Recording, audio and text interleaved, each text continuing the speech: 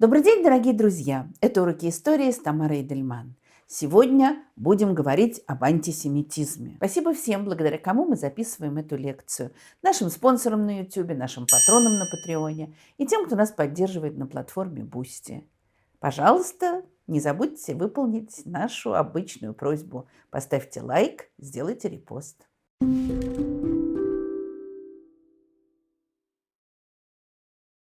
Дорогие друзья, я продолжаю путешествовать по миру со своими оффлайн-лекциями. Впереди новые прекрасные города и страны, и встречи с вами, мои дорогие слушатели и зрители. Мы будем собираться вместе, будем смотреть друг другу в глаза и разговаривать об истории, о прошлом и настоящем, о нашей жизни. В конце января я буду выступать в Гамбурге и Штутгарте, а в начале апреля наш тур пройдет в Канаде. Очень жду вас на этих встречах. Все ссылки на билеты вы найдете в описании к этому видео. А дальше мы планируем большой тур по Америке. Сиэтл, Сан-Франциско, Лос-Анджелес, Вашингтон, Нью-Йорк, Бостон, Чикаго. На эти выступления билетов пока что в продаже нет. Но в описании вы найдете ссылку на запись в лист ожидания, и мы пришлем вам приглашение сразу же, как только можно будет купить билеты. Жду вас на своих выступлениях.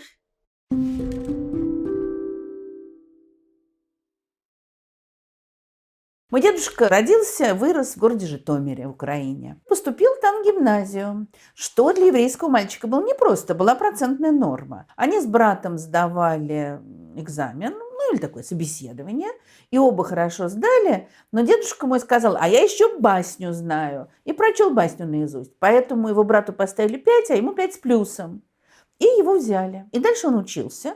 И, в общем, как я понимаю, обстановка была нормальной. Во всяком случае, моя прабабушка Тамара, в честь которой я названа, она пришла в гимназию, поговорила с учителями, и учителя следили за тем, чтобы дедушка соблюдал все правила, потому что его мама была очень религиозная. Он пишет в субботу, а учитель ему говорит, Эдельман, перестань писать, тебе нельзя, сегодня суббота. Вот такие были нравы. А потом пришел новый учитель истории по фамилии Горяинов, который начал задирать евреев и поляков. И вот он в какой-то момент вызывает дедушку моего к доске и говорит, расскажите о том, как евреи используют кровь христианских младенцев. Дедушка говорит, первые разговоры о жертвоприношениях младенцев появились в Древнем Риме, когда римляне обвиняли в этом христиан. Он говорит, ну-те, что это вы говорите, дедушка? Говорит, да то, что я знаю, то, что я в книгах читал. Как-то этот скандальчик, значит, был замят на уроке,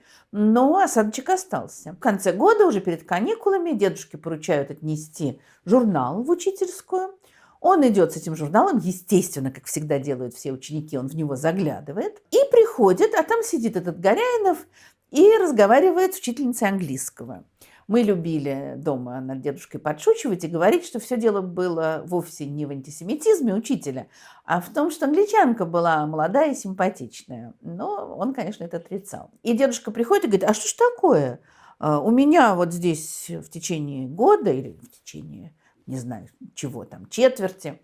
В общем, текущие отметки, 5, 4, а в году стоит 3. На что этот Горяинов сказал, бросьте ваши еврейские штучки. И так еще победно посмотрел на англичанку. Но не с тем связался, потому что дедушка мой взял журнал и раз ему по морде, и 2 по морде. Потом журнал бросил и ушел. Он, конечно, понимал, что после этого в гимназии ему не учиться. И к нему домой приходил полицейский, но он уже удрал и уехал из города. А через много лет папа мой нашел в архиве документ, который разослали по всем гимназиям Российской империи, не так уж их много было, о том, что Яков Эдельман выгнан, исключен с волчьим билетом. И его нельзя никуда принимать. Но, впрочем, Горяинову тоже не повезло. Во-первых, так как он поляков тоже доставал, то в тот же день, когда он шел уже униженный из гимназии, его догнали ученики-поляки и тоже ему наваляли. И, конечно, он после этого не мог уже оставаться и ушел. Что дальше с ним было, история умалчивает. Проходит много лет. Дедушки моего уже нет в живых. А я работаю учительницей истории. И мы с нашими чудесными учениками из гуманитарных классов, в основном с детьми интеллигентных родителей, едем в поездку, не помню уж какой город. А вечером мы сидим все вместе, болтаем, и какая-то группа девочек сидит, рассказывает страшные истории, там, про привидения, еще что-то. И сидит одна девочка, тоже все это слушает, а потом говорит, ну ладно, это все выдумки, а я вам сейчас настоящую историю скажу. Знаете, говорит она, есть такие люди, так задумывается, иудаисты, ой, говорит, нет, иеговисты, нет, иудеи. Так они ходят, крадут христианских детей и кровь у них забирают. Тут так еврейские дети подтягиваются сюда, с интересом слушают. Я всеми силами стараюсь сохранить серьезное лицо и говорю, ну, понимаешь, это неправда, это то, что называется кровавый навет. Евреи делают мацу на еврейскую Пасху из муки и воды. Что-то такое я объясняю, после чего, стараясь как-то вообще тоже ничего не показать, с моей коллегой мы выходим. Смех нас раздирает, хотя на самом деле ничего смешного, потому что вот это вот показывает, как совершенно безумные дикие истории, как они существуют. И совершенно не обязательно быть каким-то воинственным антисемитом, чтобы их слышать, знать и воспроизводить. Читала я в одной книжке, посвященной горячим точкам, о том, как автор ее, который в разных местах бывал, он пишет, что возникает конфликт где-нибудь в Африке, где не видели никогда ни одного еврея. И начинаются все равно разговоры про еврейский заговор. Они вообще не знают, кто это. Но каким-то образом вот это все возникает, передается, живет. И это, конечно, удивительно. И это, конечно, страшно. Сегодняшний ужасающий взрыв антисемитизма по всему миру, который произошел после того, как бандиты и террористы вторглись на территорию государства Израиль и убили и захватили в заложники мирных людей. После этого люди в самых разных частях мира, включая цивилизованные, осуждают евреев, нападают. Это тоже говорит о том, что как-то странно существуют дикие представления. Они могут существовать очень энергично, активно, они могут спать, а потом снова выходить на поверхность. И, естественно, возникает вопрос о том, почему так. У меня недавно одна девочка школьного возраста спросила, а почему нас все ненавидят? Я говорю, неправда, не все и не всегда. Но вот это ощущение того, что антисемитизм был всегда, что это что-то вечное, неизменное, ну, оно очень распространено. Моя другая прабабушка Рахиль Григорьевна в ответ на вопрос «Как поживаете?» любила отвечать «Нам плохо, нам было плохо, нам будет плохо». Не знаю, насколько серьезно она это говорила, но во всяком случае понятно, что ее жизненный опыт, человека, родившегося еще в XIX веке и потом повидавшего многое, он ей подсказывал вот именно такой ответ. Историков, философов, политологов, культурологов вот тоже волнует, конечно, и интересует этот вопрос. Где корни антисемитизма? Почему так происходит? Когда все это возникло? Ответы даются самые разные. С одной стороны, напрашивается просто мысль о том, что это просто одно из проявлений ксенофобии. Люди, к сожалению, устроены так, что они не любят чужаков. Это то, что заложено в нас, увы, еще эволюцией, разделение свой-чужой. И тех, кто на нас не похож, говорит по-другому, молится по-другому, одевается, ест по-другому. Вот мы на этих людей смотрим с опаской. Это убедительное объяснение, потому что действительно ксенофобия, ну, она в разные времена тоже то сильнее, то слабее, но она, к сожалению, есть почти всегда. С другой стороны, конечно, это не дает ответа на вопрос, а вот почему даже в тех местах, где разные народы, разные группы какие-то культурные, этнические могут быть перемешаны, антисемитизм очень часто оказывается сильнее других. Кстати, не всегда. Бывает, что какие-то совсем другие вещи выходят на первый план. Но, во всяком случае, антисемитизм проявляется в истории очень ярко, очень сильно. Мы оставляем в стороне антисемитские объяснения про кровь христианских младенцев, про то, что Христа распяли. А если посмотреть серьезно, конечно, напрашивается мысль о том, что евреи, или, наверное, в данном случае правильнее, конечно, сказать, иудеи, люди, которые одними из первых в истории стали исповедовать единобожие, очень сильно отличались от окружавших их людей. В языческом мире разные народы тоже разные, очень друг про друга говорили. Римляне с презрением смотрели на греков. считая их болтунами, несерьезными людьми. Греки, может быть, не так зло, как римляне, но тоже грекам, скажем, конечно, не нравились варвары азиатские. Они их считали менее свободными, чем эллины. Ну, что в какой-то мере правда. Дикими, может быть. Рассказывали про скифа Анахарсиса, который приехал в Афины, учился там философии, сам стал выдающимся философом, а потом вернулся к своим скифам, и те якобы убили его, потому что вот он перенял чужие нравы. Правда это или нет, судить, конечно, очень сложно. Но во всяком случае, такие вот вещи бывали всегда. Но с другой стороны, все народы хорошо знали и вот жили в этом убеждении, что богов на свете очень много. И у каждого народа есть свои боги. Греки потом будут говорить, египетский Амон-Ра – это наш Зевс, а Юпитер – это римский Зевс. То есть будут проводить какие-то параллели, что напрашивалось, конечно. Но с другой стороны, бывали боги так не похожие на тех же греческих, разные совершенно. Но вот такое ощущение, у тех свои боги, у нас свои. Наши боги нам помогают, те боги им помогают. А, кстати, если мы их победим, то, например, захватим в плен их богов, а потому что боги, конечно, они, может быть, живут где-то там на небесах, на Олимпе, еще где-то, но они еще живут в своих изображениях. Есть такие примеры в истории, когда идет война между двумя народами, и победившие захватывают статуи богов побежденных, увозят к себе, говорят, а теперь вы нам будете служить, вы нас будете охранять. Такие различия между верованиями, они казались естественными. Это продолжается, пока не появляется единобожие.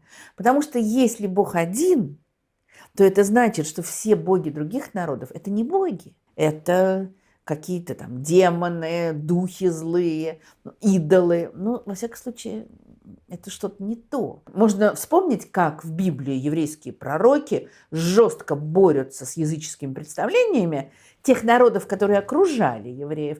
Но, с другой стороны, и у евреев, конечно, тоже эти пережитки оставались. Язычество, оно вообще не умирает. В этой ситуации сразу люди, которые молятся какому-то непонятному, еще к тому же невидимому Богу, они начинают вызывать очень большие подозрения. Но при этом, скажем, вот Леон Поляков, историк, выходец из России, но живший потом во Франции, который написал большой труд «История антисемитизма», он приводит такой интересный пример, что в Китае в течение многих веков существовала еврейская община, и они, с одной стороны, там соблюдали свои правила, а в то же время соблюдали правила конфуцианские, и как-то это никого не волновало. Это удивительная история, и я, честно говоря, не знаю, так ли это, я никогда не сталкивалась. Кроме Полякова, нигде об этом не читала. Задумавшись, я поняла, что это вполне логичная история, потому что конфуцианство – это, конечно, религия, как мы считаем, но, в общем, скорее это философское учение, определяющее очень много в быту,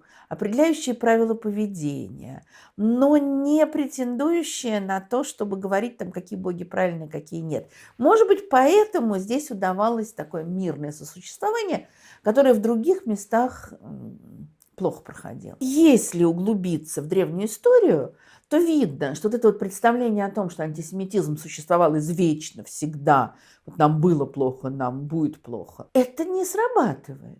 То есть были какие-то где-то, ну даже не конфликты, а были какие-то, может быть, насмешливые рассказы о тех или иных народах, и о евреях в том числе.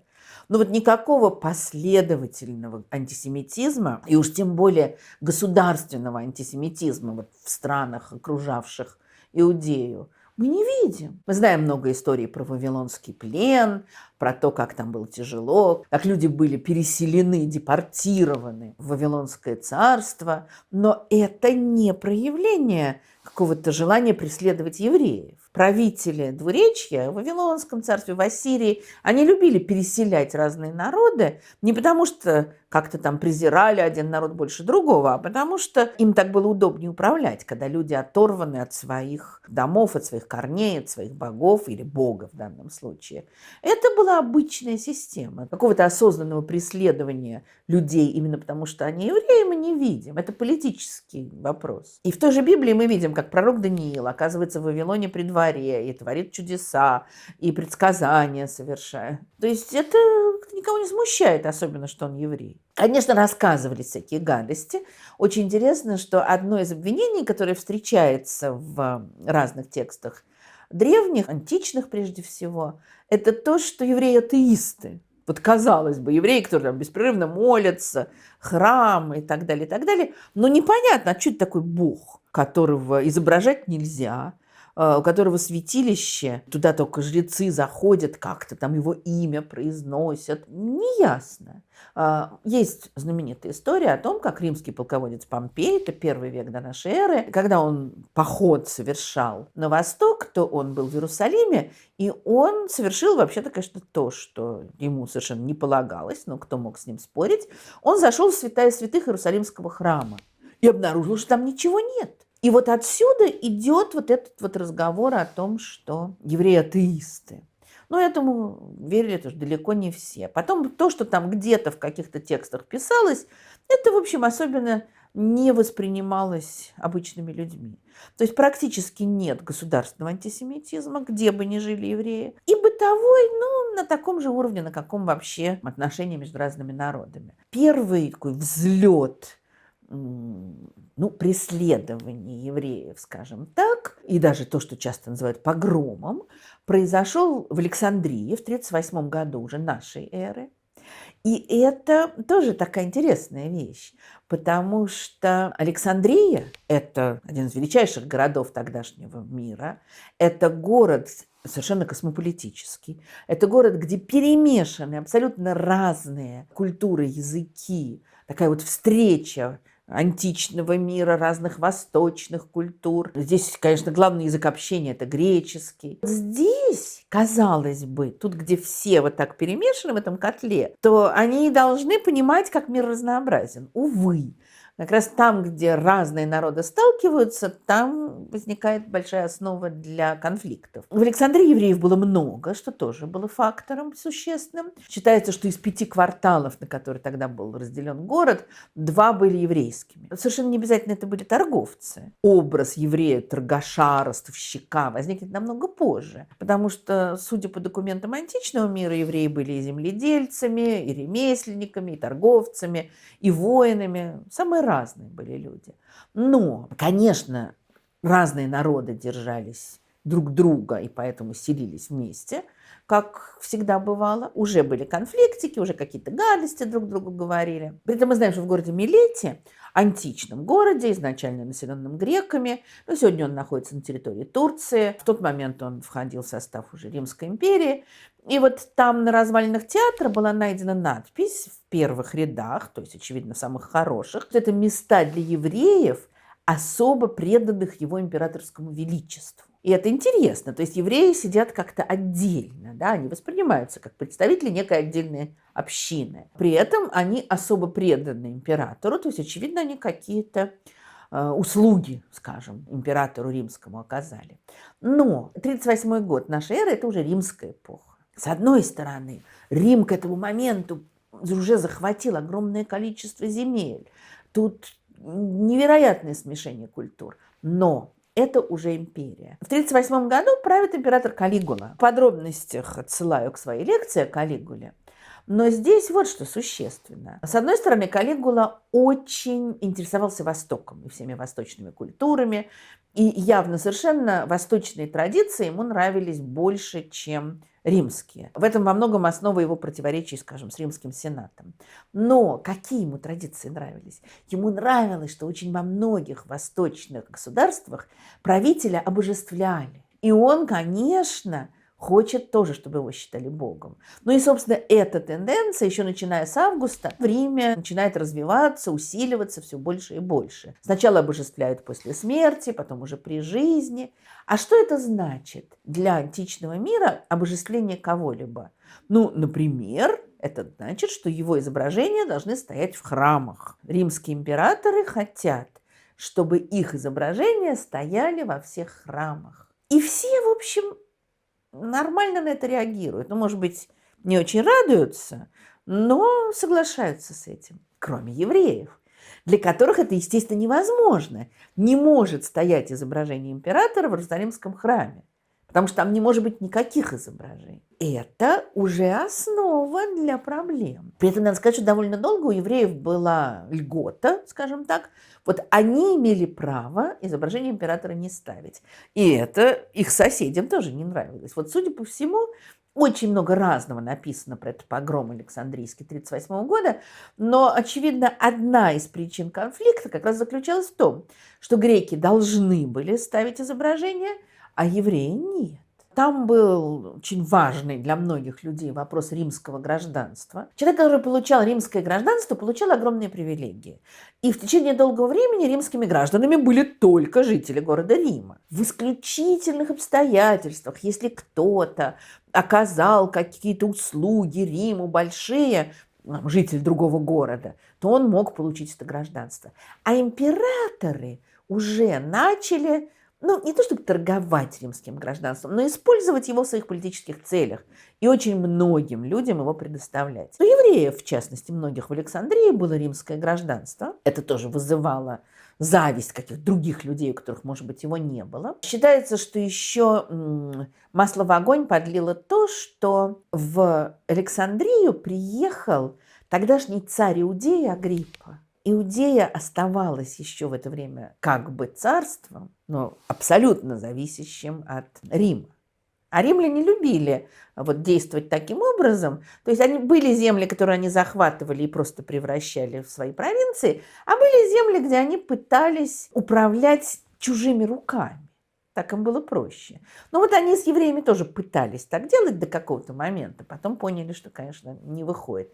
Но это будет уже позже. А тут приезжает Агриппа, и тоже в разных источниках написано, что греки завидовали, что у греков царя нет, а у евреев есть. Это сомнительно, насколько это правда, с учетом того, что у греков-то не так много царей было в историческом периоде. Во всяком случае, отношения накалялись. А тут еще сменилось городское начальство. Римский префект, то есть представитель римской власти в городе, Авлавилий Флаг, он евреев не любил, он лишил их множества прав. При этом, когда приехала Агриппа, то в театре стали ставить пьесы, где какие-то были насмешки. Насмешки часто были на злобу дня. Насмешки над этим еврейским царем. Потом толпы стали требовать, чтобы поставили статую императора. Калигула был довольно популярен на Востоке. Чтобы поставили статую императора в еврейском храме. Что это они тут? Лучше всех, что ли? И Флаг поставил. Почему-то ему было важно унизить еврейскую общину. Потом он запретил праздновать субботу, потом он запретил жить в определенных местах, а евреев было довольно много. И дальше страсти накаляются, и разъяренные толпы нападают на евреев. О Александрийском погроме очень много написано. Вот оно, начало погромов, начало антисемитизма. И действительно какая-то такая мерзкая история. Но если на нее посмотреть с точки зрения общей политической истории Рима, то окажется, что все не так просто. Потому что Калигула, узнав, что там что-то такое не то происходит, вообще обращает свое внимание на Александрию, а у него есть разные претензии к Флакку, далеко не только связанные с евреями, и через некоторое время его отзывают и казнят. Евреи, обрадовавшись тому, что их врага казнили, наверное, сейчас их защитят, они отправляют делегацию к Калигуле, просят вернуть им прежние права, просят, чтобы их не обижали. А Калигула, которого тоже, подготовили представители каких-то других партий, он говорит: а вы, значит, не хотите мне молиться? Не хотите мою статую ставить? Это Калигула, человек, которому подобные вещи не нравятся. Они ему говорят, что мы приносим жертвы в честь тебя, но не тебе.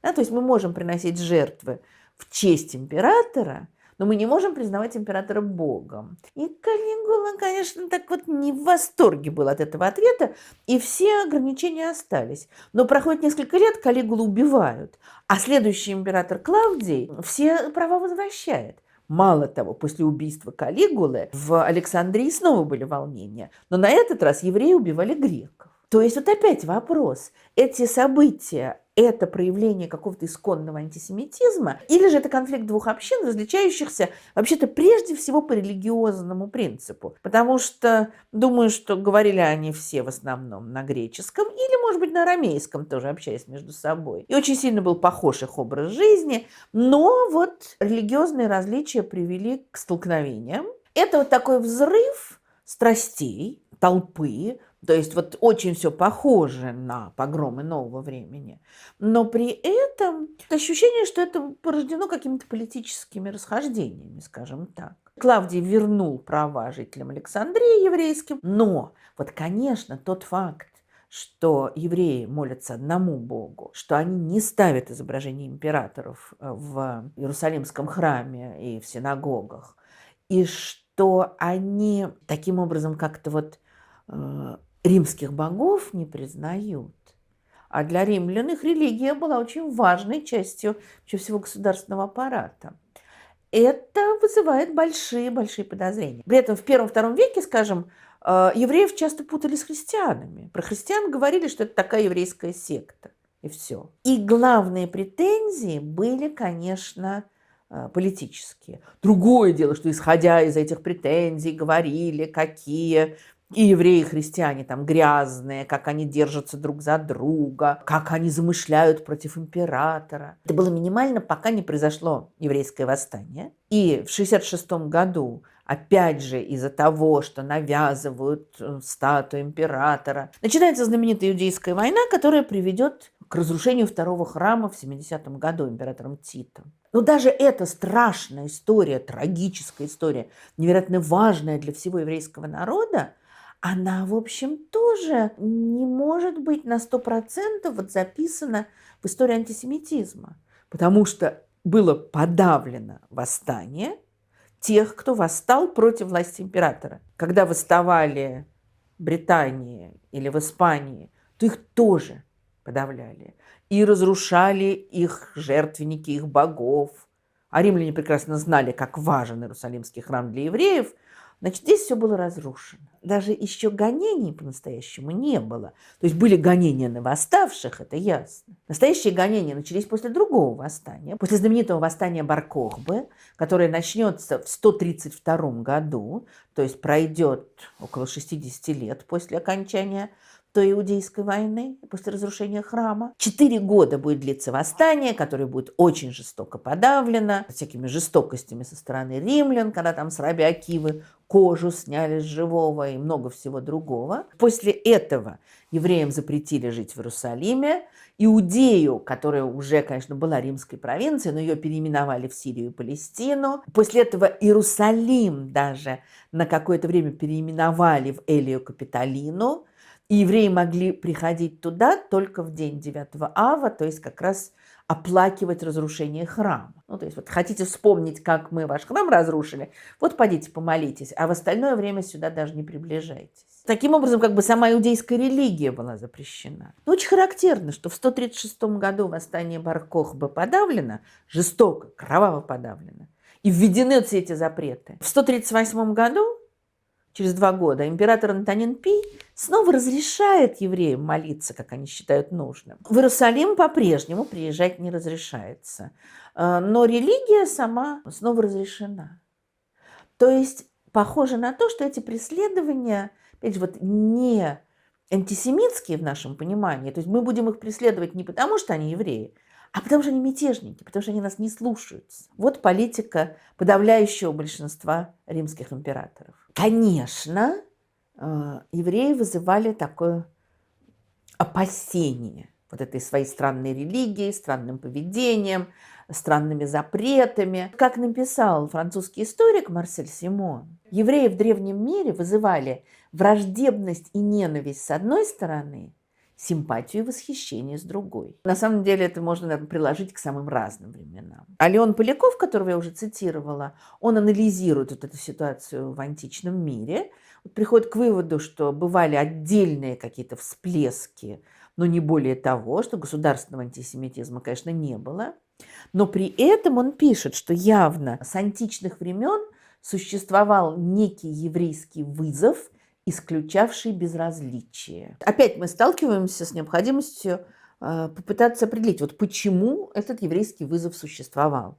Такой замечательный историк, специалист по античности Соломон Лурье в своей очень давней работе об антисемитизме в древнем мире сформулировал разные варианты этих объяснений. Очень интересно, он показывает, какие крайности есть. То есть один вариант. Евреи были бескорыстными идеалистами и поэтому вызывали зависть у других народов. Другой вариант. Евреи настолько в нравственном отношении были ниже других народов, ну то есть там подлые, грязные, жадные, что поэтому они не нравились. Кто-то считает, что все дело в том, что евреи отделялись от других народов, отделяли себя, не хотели смешиваться с другими народами, не хотели перенимать другие обычаи. Ну, тоже то, в чем евреев обвиняют и вплоть до сегодняшнего дня. А рядом с этим, вот это обвинение можно найти во многих источниках, а рядом можно найти другое. Ну, грубо говоря, обвинение в ассимиляции, наоборот, что они как бы пытаются вкрасться в доверие и вот перенимают нравы там, римлян, греков, персов, неважно, вот тех мест, где они живут, и вот этим они раздражали всех. Кто-то считал, что дело в своеобразии еврейского характера, который вот не похож на все остальные. А другие историки говорили, что вот в каждом случае были какие-то конкретные обстоятельства, может быть, какое-то напряжение политическое, экономические условия. Возникал конфликт с еврейством и распространялся антисемитизм. Как мне кажется, ясно, что о каком-то мощном всеобщем распространении антисемитизма в античном мире говорить сложно. Можно говорить о каких-то стереотипах, о предрассудках. Если опираться на дошедшие на нас источники, то вот все эти варианты, которые я сейчас прочитала, которые выявил Соломон Лурье, их все можно обосновать. Можно найти тот или иной текст, который говорит, какие евреи прекрасные, и поэтому их не любят, какие евреи отвратительные, поэтому их не любят, что они ни на кого не похожи, поэтому их не любят, что они, наоборот, хотят стать на всех похожими. И так далее. Дальше времена меняются, начинает распространяться христианство. Вот здесь тоже интересная такая вещь, то есть ситуация поменялась. До этого евреи были представителями единобожия среди моря язычества. Теперь евреи тоже представители единобожия среди миллионов людей, исповедующих тоже единобожие, но другое. С этого момента, конечно, главная претензия, в средние века главная претензия заключается в том, что евреи распяли Христа. Факт, ошарашивающий до сегодняшнего дня многих антисемитов, то, что Христос вообще-то был евреем, потому что у него мать была еврейка, потому что он был обрезан в иудейском храме, это, конечно, совершенно не принималось в расчет. И то, что все-таки распяли-то римляне, на это тоже римляне это кто такие, их там давно нет. А евреи вот они в разных местах Европы живут. Но при этом надо сказать, что какого-то очень сильно развитого антисемитизма в ранние средние века мы тоже не видим. То есть какие-то высказывания, какие-то факты, но очень большого распространения, по крайней мере, судя по источникам, большого распространения нет. Хотя вот в эти века положение евреев начинает меняться, потому что вот это вот разнообразие занятий, которое было в Александрии, когда были и земледельцы, и военные, и торговцы, и ремесленники, оно, конечно, меняется. И евреи все больше и больше занимаются торговлей и ростовщичеством по той простой причине, что христианская церковь запрещала ростовщичество, а оно было всем нужно. Этого тоже сначала мало. Денежных отношений-то практически нет, а вот чем больше с веками денежные отношения будут развиваться, тем больше будут нужны те люди, которые дают деньги в кредит, даже если они потом их забирают с процентами. Это, конечно, раздражало. Ну, в общем, в ранние средние века евреи живут в основном спокойно. Опять же, конечно, есть подозрительное отношение как к любому непохожему человеку, но нормально идет более-менее жизнь. Где-то какие-то представители церкви, значит, некие высоколобые интеллектуалы. Вот тоже интересно, что есть версия, что антисемитизм идет от толпы гнусной, а есть наоборот, что это начинают интеллектуалы, которые потом раздражают толпу. В начале IX века леонский епископ Агабард очень возмущается евреями, пишет о том, как мы допускаем, что они живут среди нас.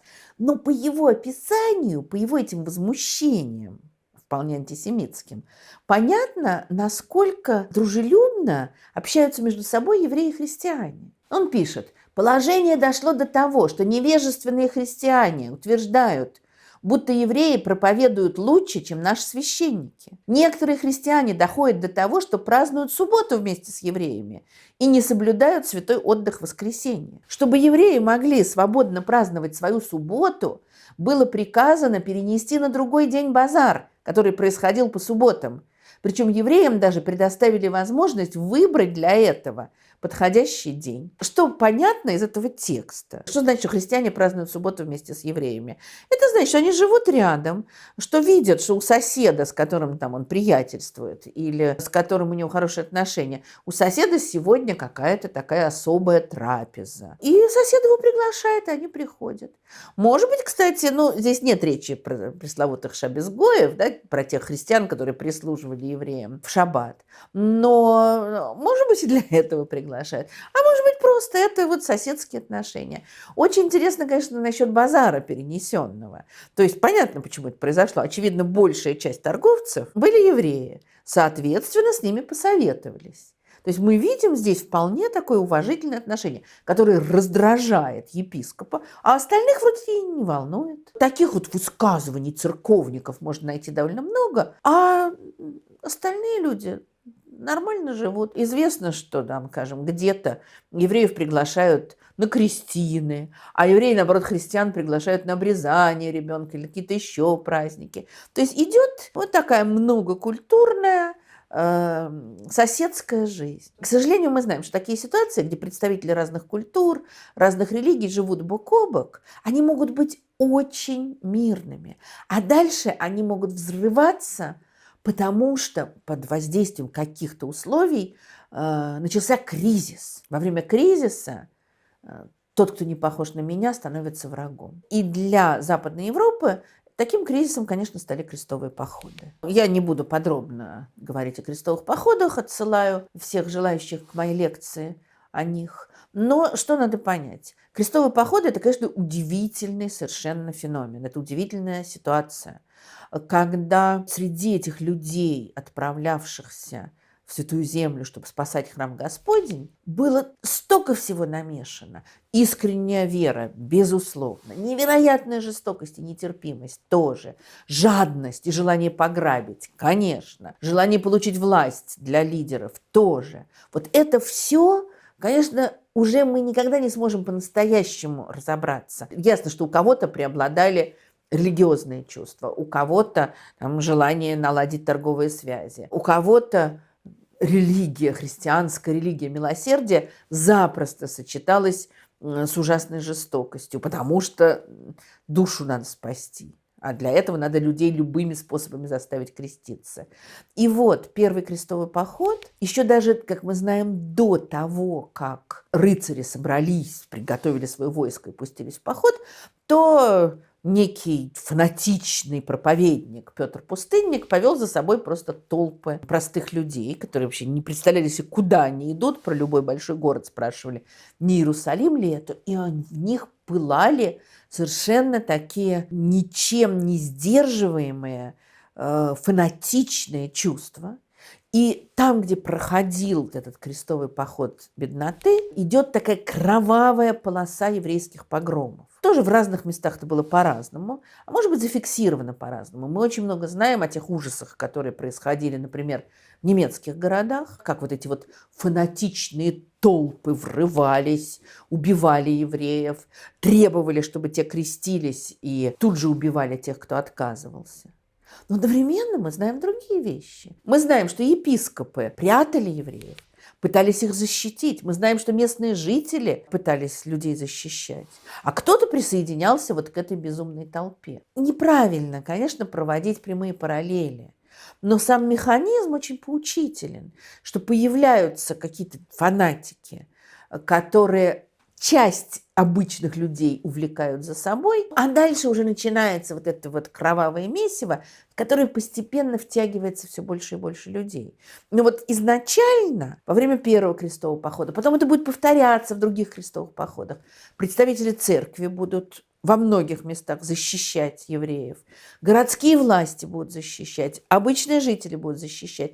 Германский император Генрих IV, может быть, потому что у него сложно складывались отношения с церковью, но он издал отдельный приказ о том, что те, кто насильственно были обращены в христианство, имеют право вернуться в свою прежнюю веру. Там, конечно, было некоторое «но», потому что насильственно обращенными считали тех, кто возражал во время крещения, кто не хотел креститься и показывал это. А таких было не так уж много, потому что если ты возражал, тебя сразу убивали. Соответственно, вернуться в прежнюю веру удалось немногим, но вообще-то кое-кому удалось. Вот эта первая жуткая волна фанатизма крестовых походов вроде бы как спала, но такие вещи, к сожалению, они не проходят незамеченными. Они остаются все равно. Потому что, во-первых, вот эта вот страшная кровь пролилась. Во-первых, где-то кто-то это начинает одобрять. Люди уже к этому привыкают.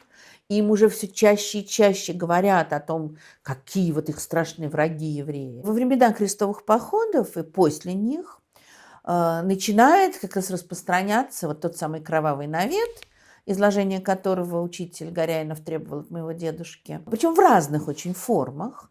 Вот наиболее распространенный в более позднее время о том, что евреям нужна кровь для мацы, этого тогда еще не было. А были разговоры о том, что просто вот надо замучить христианского ребенка. И почему-то это радует очень евреев. Позже еще возникнет вариант надругательства над причастием. И это, конечно, очень сильно всегда связывалось, прежде всего, с Пасхой. Понятно, что эти разговоры возникают там, где население перемешано. Владимир Петрухин и Ольга Белова, написавшие книгу «Еврейский миф в славянской культуре», они применительно к древнерусской ситуации, но говорят очень резонную вещь. Навет как тип культурного текста чрезвычайно широко распространен в регионах тесных этнокультурных контактов. То есть там, где разные группы вступают в контакт между собой, там, естественно, могут быть нормальные отношения, а могут быть какие-то конфликты, и эти конфликты, бытовые, политические, экономические, очень быстро начинают восприниматься сквозь рамку этнических или культурных или религиозных различий, а дальше начинают говорить всякие ужасы про другую группу. Часто бывает, кстати, что похожие ужасы говорят те про первую группу.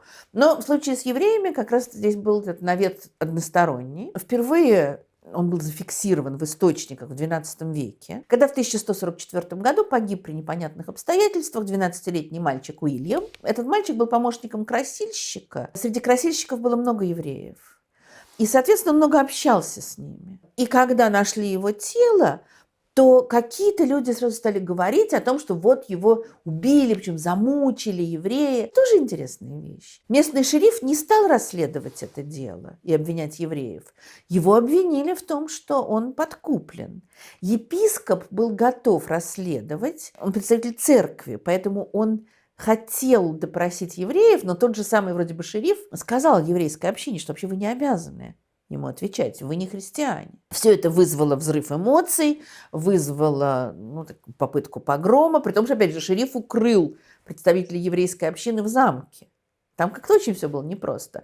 Но мальчика этого сделали местночтимым святым в Норвиче. Самое интересное, что до сих пор, в общем, он считается святым мучеником. Вот эти вот разговоры будут возникать все снова и снова, и про надругательство над гостей, и про мучение детей. И вот как только какая-то напряженность в отношениях, то это вспоминают. И как только пропадает ребенок, как только погибает кто-то, то тут же этот кровавый навет вылезает. Очень такой интересный правитель XIII века, Фридрих II Гогенштауфен. Человек очень неожиданно мысливший, и вообще неожиданно всегда вел он себя, тоже о нем была лекция. Он заинтересовался этим вопросом, он был человеком любознательным. Большую часть своей жизни он правил на Сицилии, где были очень сильно перемешаны христиане, мусульмане, евреи. У него, судя по всему, каких-то религиозных предубеждений не было. Он был жестким правителем, жестоким иногда. Он хотел устанавливать и укреплять свою самодержавную практически власть. Он не хотел подчиняться церкви. Его интересовали очень представители разных религий. Он общался с ними. Он решил вникнуть в этот вопрос о том, что евреям, видите ли, хочется мучить христианских детей и получать кровь христианскую. И потом он издал следующий указ. Ни в Ветхом, ни в Новом Завете нет указаний, чтобы евреи жаждали человеческой крови. С очень большой долей вероятности мы можем предположить, что те, кому запрещена кровь, даже разрешенных в пищу животных, едва ли могут жаждать человеческой крови. Скажем прямо, что это очень резонное рассуждение. Но вот для того, чтобы до такого рассуждения дорасти, нужно вдумываться в тексты христианские, еврейские, нужно рассуждать. А вот по этой дорожке идут далеко не все. Куда проще просто поверить во всякие ужасы. И надо сказать, что Фридрих II в этом отношении был не одинок. Довольно большое количество государей в XII-XIII веке издавали особые распоряжения, осуждавшие кровавый навет. Можно сказать, что у них, очевидно, были, может быть, какие-то свои соображения, что им нужна была еврейская торговля или финансы. Может быть и так. Однако бывают и те, кому нужно развитие торговли, и кто заинтересован в еврейских капиталах, однако они выбирают другой путь и идут по пути антисемитизма и преследования, и изъятия денег. Но вот было много правителей, которые действовали по-другому. Но все-таки вот в этой очень напряженной ситуации XII, особенно XIII века, когда крестовые походы уже переживают кризис, и это тоже как-то церковь волнует, когда появляется очень много ересей, и, соответственно, религиозные отношения, религиозные вопросы приобретают такую болезненную значимость. В этой ситуации церковь, которой надо вот по всем фронтам защищаться от еретиков, от университетов, где распространяются рационалистические учения, от трудов Аристотеля, которые признали далеко не сразу. Евреев тоже церковь начинает ощущать как врагов. И в 1215 году на Четвертом Латеранском соборе принимается решение о том, что евреи должны носить особые знаки. Они в разных местах были разными, где-то это были остроконечные шляпы, где-то это были какие-то вот знаки, которые надо было на одежду пришивать. Такая вот непростая ситуация, потому что известно, что, например, в Арагоне евреи с гордостью носили эти знаки. И при этом надо понять, что это не желтые звезды фашистские, потому что в средние века самые разные группы населения имели право или, наоборот, не имели права ходить в той или иной одежде, должны были носить одежду определенного цвета, а вот другая им была запрещена. То есть здесь нет еще какого-то такого страшного унижения. И, очевидно, церковь в XIII веке, она продолжает то, о чем говорил епископ IX века, что слишком близкое общение с христианами. Иногда даже и непонятно, что это еврей, а вот надо четко определить, чтобы всегда все знали, что это еврей, ну и как бы вот не морались. Вопрос в том, насколько это действительно помешало контактам. Тут можно говорить по-разному. А дальше наступает страшный кризис XIV века. Как любой кризис, он вызывает приступ ксенофобии. А главные чужаки в этот момент, хотя какие чужаки, они здесь живут в течение многих веков, но вот не похожие, это, конечно, евреи. Что происходит в XIV веке?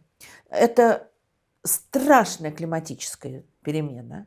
Наступает резкое похолодание. Это сопровождается с увеличением дождей летом, а значит, портится урожай, похолодание зимой. При этом картошки еще нет, а злаки не очень морозоустойчивые, значит, люди не доедают, люди голодают, люди болеют, потом приходит чума. Чума, которая и так, конечно, была жутким заболеванием, которое совершенно не умели лечить, а тут она еще ударяет по людям, которые уже несколько десятилетий не доедают, живут в плохих климатических условиях. Ну и, как мы знаем, вот эта страшная черная смерть, которая унесет где-то около трети населения Европы. Происходит, опять же, увы, то, что происходило во все времена. Замечательный биолог Роберт Сапольский в своей книге «Биология добра и зла» пишет: всюду, где есть вот только признак инфекционного заболевания, появляется ксенофобия.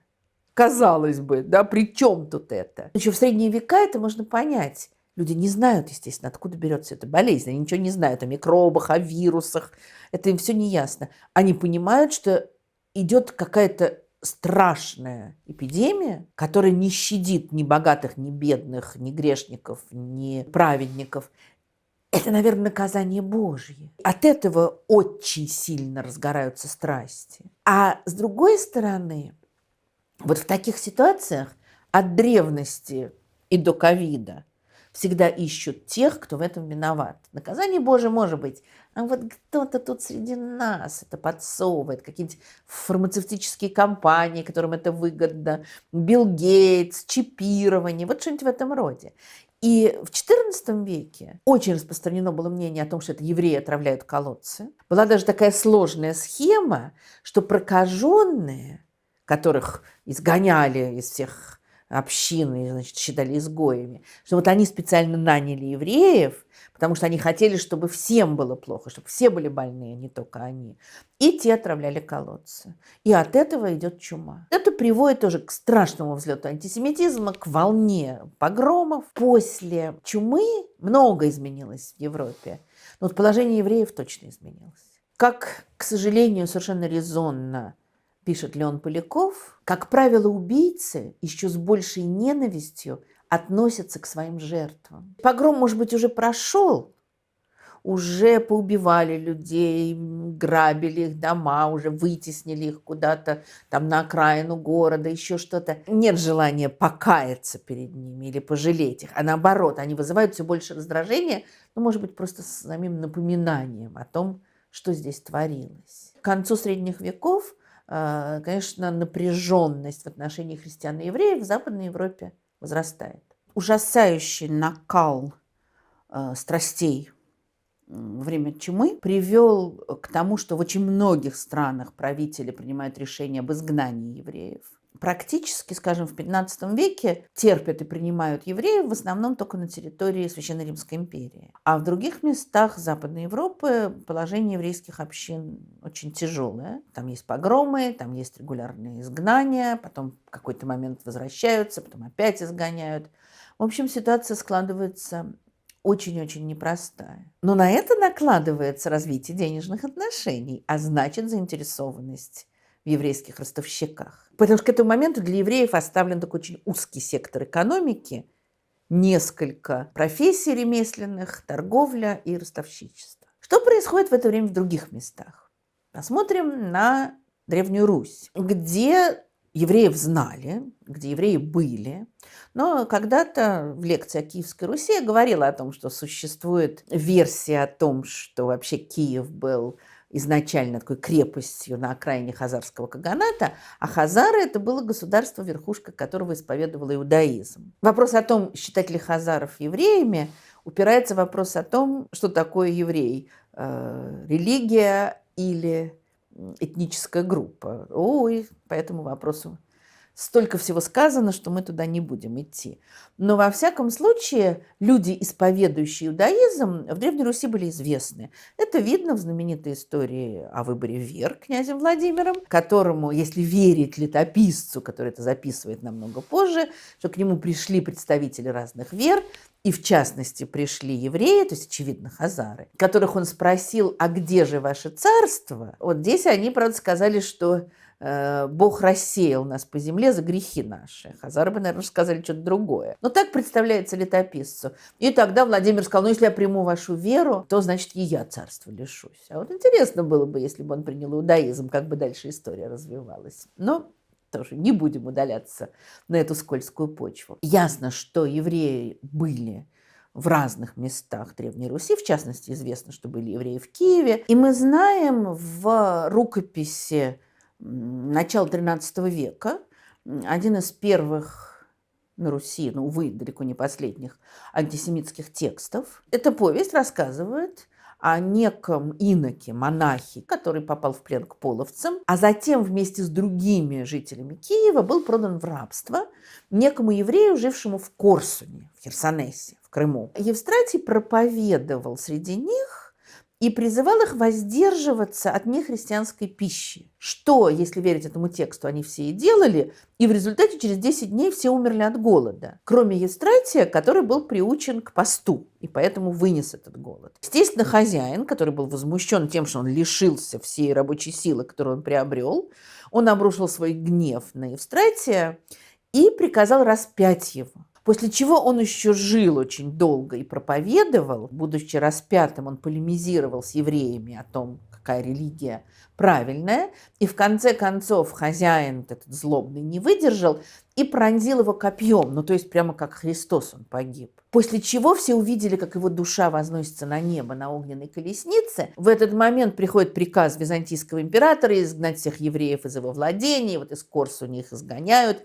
А этого мучителя, который убил Евстратия, вешают. Они терпят наказание за то, что произошло. Ясно, что эта история совершенно фантастическая, но вот не исключено, что был реальный Евстратий. По крайней мере, есть такое предположение, который действительно оказался в Корсуне и который погиб там каким-то образом в 1096 году. Анализируя эту историю, очень интересно, все те же Петрухин и Белова пишут, что если принять действительно дату смерти реального Евстратия, тут очень много «если», но вот если принять, то дальше они пишут следующее. Показательно, что в 1113 году в том же Киеве имел место и первый еврейский погром, деяние, обычно сопровождавшее религиозный навет. Можно выстроить такую версию, что был некий реальный человек, который, очевидно, вот попал в Корсунь, стал рабом у какого-то еврейского торговца и при каких-то условиях там погиб. А дальше из этого, может быть, уже тогда стали формировать историю о том, что его там замучили за его христианские взгляды, то, что будет записано потом через 100 с лишним лет. И не исключено, что вот эти разговоры привели к тому, что действительно в 1113 году толпы в Киеве врывались в еврейский квартал. Хотя, скажем прямо, что есть и совершенно другая версия. И что вот этот вот погром 1113 года можно вывести вовсе не из навета и вовсе не из развития антисемитизма, а просто из-за того, что там сражались разные группировки. Может быть, все дело было, опять же, в политических расхождениях, а не в антисемитизме. Во всяком случае, какого-то глубокого антисемитизма в Древней Руси не видно, и это приятный факт. Еще интереснее все складывается на мусульманских территориях. Если мы говорим о средних веках, то это время возникновения, расцвета, а потом упадка выдающегося, невероятно интересного государства арабского халифата. Когда арабы начали свои завоевания, в конце концов возникло огромное государство от Двуречья до Испании. Но дальше оно дробилось, дальше там разные менялись династии, много всего интересного было. Но здесь, на этих землях, на Востоке в частности, было очень большое еврейское население. И видно, что в основном отношения с евреями были вполне нормальными. Не случайно Мухаммед говорил, что евреи и христиане – это люди книги, это не язычники. Мы знаем, например, что в XI веке египетские халифы специально выделяли деньги на содержание школы, академии раввинов в Иерусалиме. Мы знаем, что в Багдаде были еврейские банкиры, которые очень большую роль играли в политике здешней. Естественно, были столкновения. Естественно, были какие-то вот конфликты межобщинные. Когда-то. Они не составляли такого постоянного фона. Арабский халифат в течение долгого времени был намного более терпимым государством, чем европейские государства. В начале XI века один халиф вдруг в приступе такого, значит, фанатизма приказал в Египте и в Палестине разрушить все церкви и все синагоги. И очень интересно, что мусульманские же источники того времени объясняют это тем, что он сошел с ума, а вовсе не тем, что он был такой великий праведник. Положение евреев на Востоке очень хорошо видно в таком, может быть, не самом точном историческом источнике, как «Тысяча и одна ночь». Но, с другой стороны, понятно, что в этих сказках, которые формировались в индийской культуре, в персидской культуре, в арабской культуре, действуют не только джинны или волшебники злые, добрые, а действует огромное количество людей. И понятно, что эти люди действуют в каких-то достаточно реалистических обстоятельствах. Аладдин может пользоваться волшебной лампой, но при этом он ходит по базару, его мать идет и покупает еду. И ясно, что это все вполне реалистические детали. И вот как резонно замечает Леон Поляков. Среди евреев в «Тысяче и одной ночи» можно встретить как ростовщиков и злых волшебников, так и честных людей и добрых соседей. Точно так же, как доблестных христиан и очаровательных христианок, так и предателей, трусов и ужасных ведьм. Нет какого-то одного стереотипа, будь то положительного или отрицательного. А есть огромное разнообразие отношений. Конечно, совершенно особым было положение евреев на той части Иберийского полуострова, которая в течение долгого времени была занята мусульманами. Визготские правители, которые в самом начале средних веков создали на Иберийском полуострове свое королевство, они евреев довольно жестко преследовали. И поэтому вполне понятно, что когда появились арабы, так же, как это происходило, скажем, на Ближнем Востоке, где очень многие, скажем, и еретики христианские, и евреи приняли арабов, потому что под их властью было жить легче, чем под властью Византии. В Испании произошло что-то в этом роде. Евреи, которым нелегко жилось при вестготах, хорошо принимали арабов, где-то они, очевидно, им помогали, где-то они были их проводниками. Видно, как арабы, продвигаясь дальше, оставляли каких-то еврейских представителей управлять уже завоеванными городами, и дальше еврейская община будет, в общем, хорошо жить на территории мавританской Испании. У них будут намного больше прав, чем в Западной Европе. Здесь будет расцветать совершенно чудесная еврейская культура, как и мусульманская, как и христианская. И они будут расцветать в смешении, в взаимообогащении. Замечательная такая история. Наверное, это сказка. Но сказки тоже не просто так возникают. Что в 1086 году войска Кастильского короля сражались против мусульманского войска в битве при Залаке. И прежде чем эта битва началась, было заключено что-то вроде перемирия на 3 дня, потому что мусульмане не могли сражаться в пятницу и должны были совершить свои обряды, потому что евреи, которые, очевидно, тоже были в войске, должны были отметить субботу, а христиане должны были помолиться в воскресенье. Вот они 3 дня не воевали по религиозным соображениям, ну а потом в понедельник уже началось кровопролитие. Может, это и неправда, но интересно даже, что это придумали. О жизни еврейской общины в мусульманской Испании можно очень хорошо судить по судьбе отца и сына Ибн Нагрела. И отец родился в конце X века в Кордове, в богатой еврейской семье, получил прекрасное образование, причем и еврейское, и арабское. И он стал одним из ближайших помощников, ну, как иногда пишут, там, премьер-министром, ну, понятно, что не было такого слова. Во всяком случае, он стал могущественным министром при одном из эмиров. И есть очень интересная версия, что он обратил на себя внимание эмира благодаря тому, как он прекрасно владел каллиграфией. А каллиграфия вообще это, конечно, прежде всего мусульманская дисциплина, наука, не знаю, как сказать, искусство. Однако он им прекрасно владел. И дальше он становится очень влиятельным человеком, он полководец, он влияет на всю политическую жизнь. Одновременно с этим он рассуждает, ну, как говорит еврейская традиция, что он рассуждал о противоречиях в Коране, ну, значит, он знал Коран и читал его. Потом он избежал опасности где-то в походе и дал обет составить комментарий к Талмуду. То есть это был высокообразованный человек. Он переписывался с еврейскими философами, мудрецами из Вавилона. Он комментировал книги. То есть он был такой крупный государственный деятель и очень высокообразованный человек. Судьба его сына была ужасна. Он унаследовал пост отца и, очевидно, может быть, своими какими-то финансовыми действиями он вызвал ненависть толпы, а может быть, просто как бы он ассоциировался с властью. Во всяком случае, в 1066 году в Гранаде был еврейский погром, была резня, и толпа ворвалась во дворец. Они распяли этого второго Юсуфа бен Нагрела. Вот это очень хорошо показывает, как периоды совершенно мирного сосуществования и нормальных контактов сменяются погромами. Но погромы абсолютно здесь не были нормальным явлением. Это какие-то отдельные жуткие исключения. В христианской Испании, ну, может быть, не процветали так сильно евреи, как в мусульманской, но, в общем, тоже там, конечно, в разные века было по-разному. Естественно, тоже бывали вспышки, бывали конфликты. Но, опять же, скорее нападали не на евреев, а на тех, кто был близок к трону. Предположим, после смерти нелюбимого монарха. Мы видим, что в XI-XII веках евреи, например, занимаются разными профессиями. Вот как было в начале средних веков везде на Западе. А в других местах они уже зажаты в этот угол, откуда можно выйти только или ростовщиком, или там старьевщиком, вот, или еще там очень узкий набор доступных профессий. А в христианской Испании евреи могут быть, конечно, торговцами, конечно, финансистами, но и ремесленниками, могут покупать землю и сами обрабатывать ее. Очень разные занятия для них еще возможны. Законы тоже в разных королевствах христианских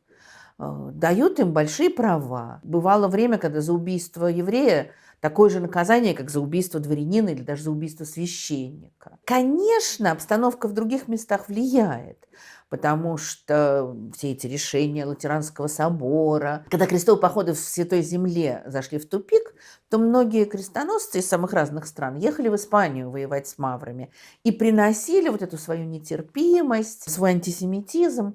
Но, как ни странно, когда в Испании начинается реконкиста, когда христианские государи начинают теснить мусульман и занимать все большие земли, то, с одной стороны, это тоже способствует, конечно, поднятию такого религиозного фанатизма. А с другой, очень часто еврейское население, например, на тех территориях, откуда уходили мусульмане, они оставались, и они оказывались администраторами, они оказывались теми, кто мог помочь наладить управление на этих новых территориях. И до вот этого страшного XIV и особенно злосчастного XV века еврейское население в христианской Испании каким-то страшным преследованиям не подвергалось. Есть потрясающий совершенно по такой своей наполненности и очень интересно организованный еврейский музей в Жероне, а в Жероне была очень мощная еврейская община, где хорошо видно, какая была интересная, разнообразная жизнь еврейской общины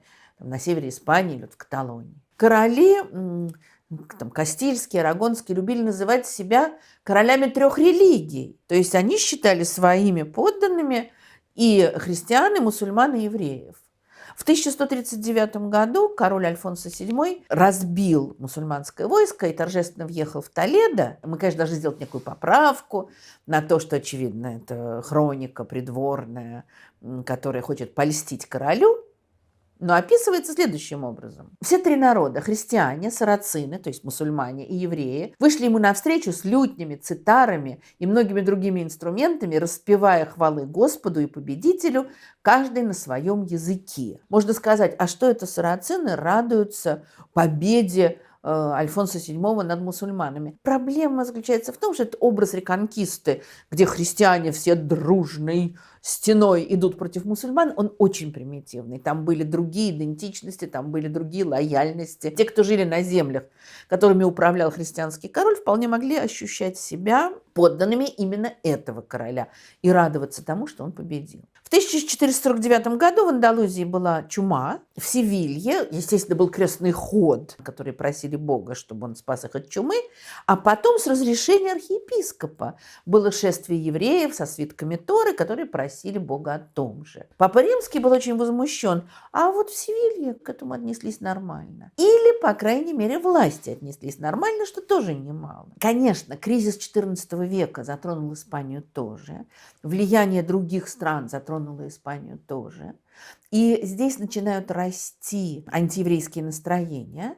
Причем здесь, в общем, наверное, та же ситуация, что и в других местах, но как бы немножечко по-другому выраженная. То есть, скажем, в других западноевропейских странах государи могли поддерживать евреев, но дальше в какой-то момент видно, как в Англии, во Франции, в других странах кто принимает? Те же короли принимают решение об изгнании евреев. В испанских королевствах видно, как государственная власть явно заинтересована в евреях, а церковь разжигает в народе антиеврейские настроения. То есть похоже на Запад, но просто это может быть какое-то разделение сильнее. Очень хорошо видно, как в 1331 году в Жероне, где была очень большая еврейская община, и опять же, те, кто были в Жероне, наверное, представляют себе, что еврейский квартал начинался в 2 шагах от собора кафедрального. То есть это все здесь прямо вот рядышком, и все живут и общаются. В 1331 году была попытка погрома. И очень интересно, кто пытался это сделать. То есть там было несколько десятков священников, плюс школяры.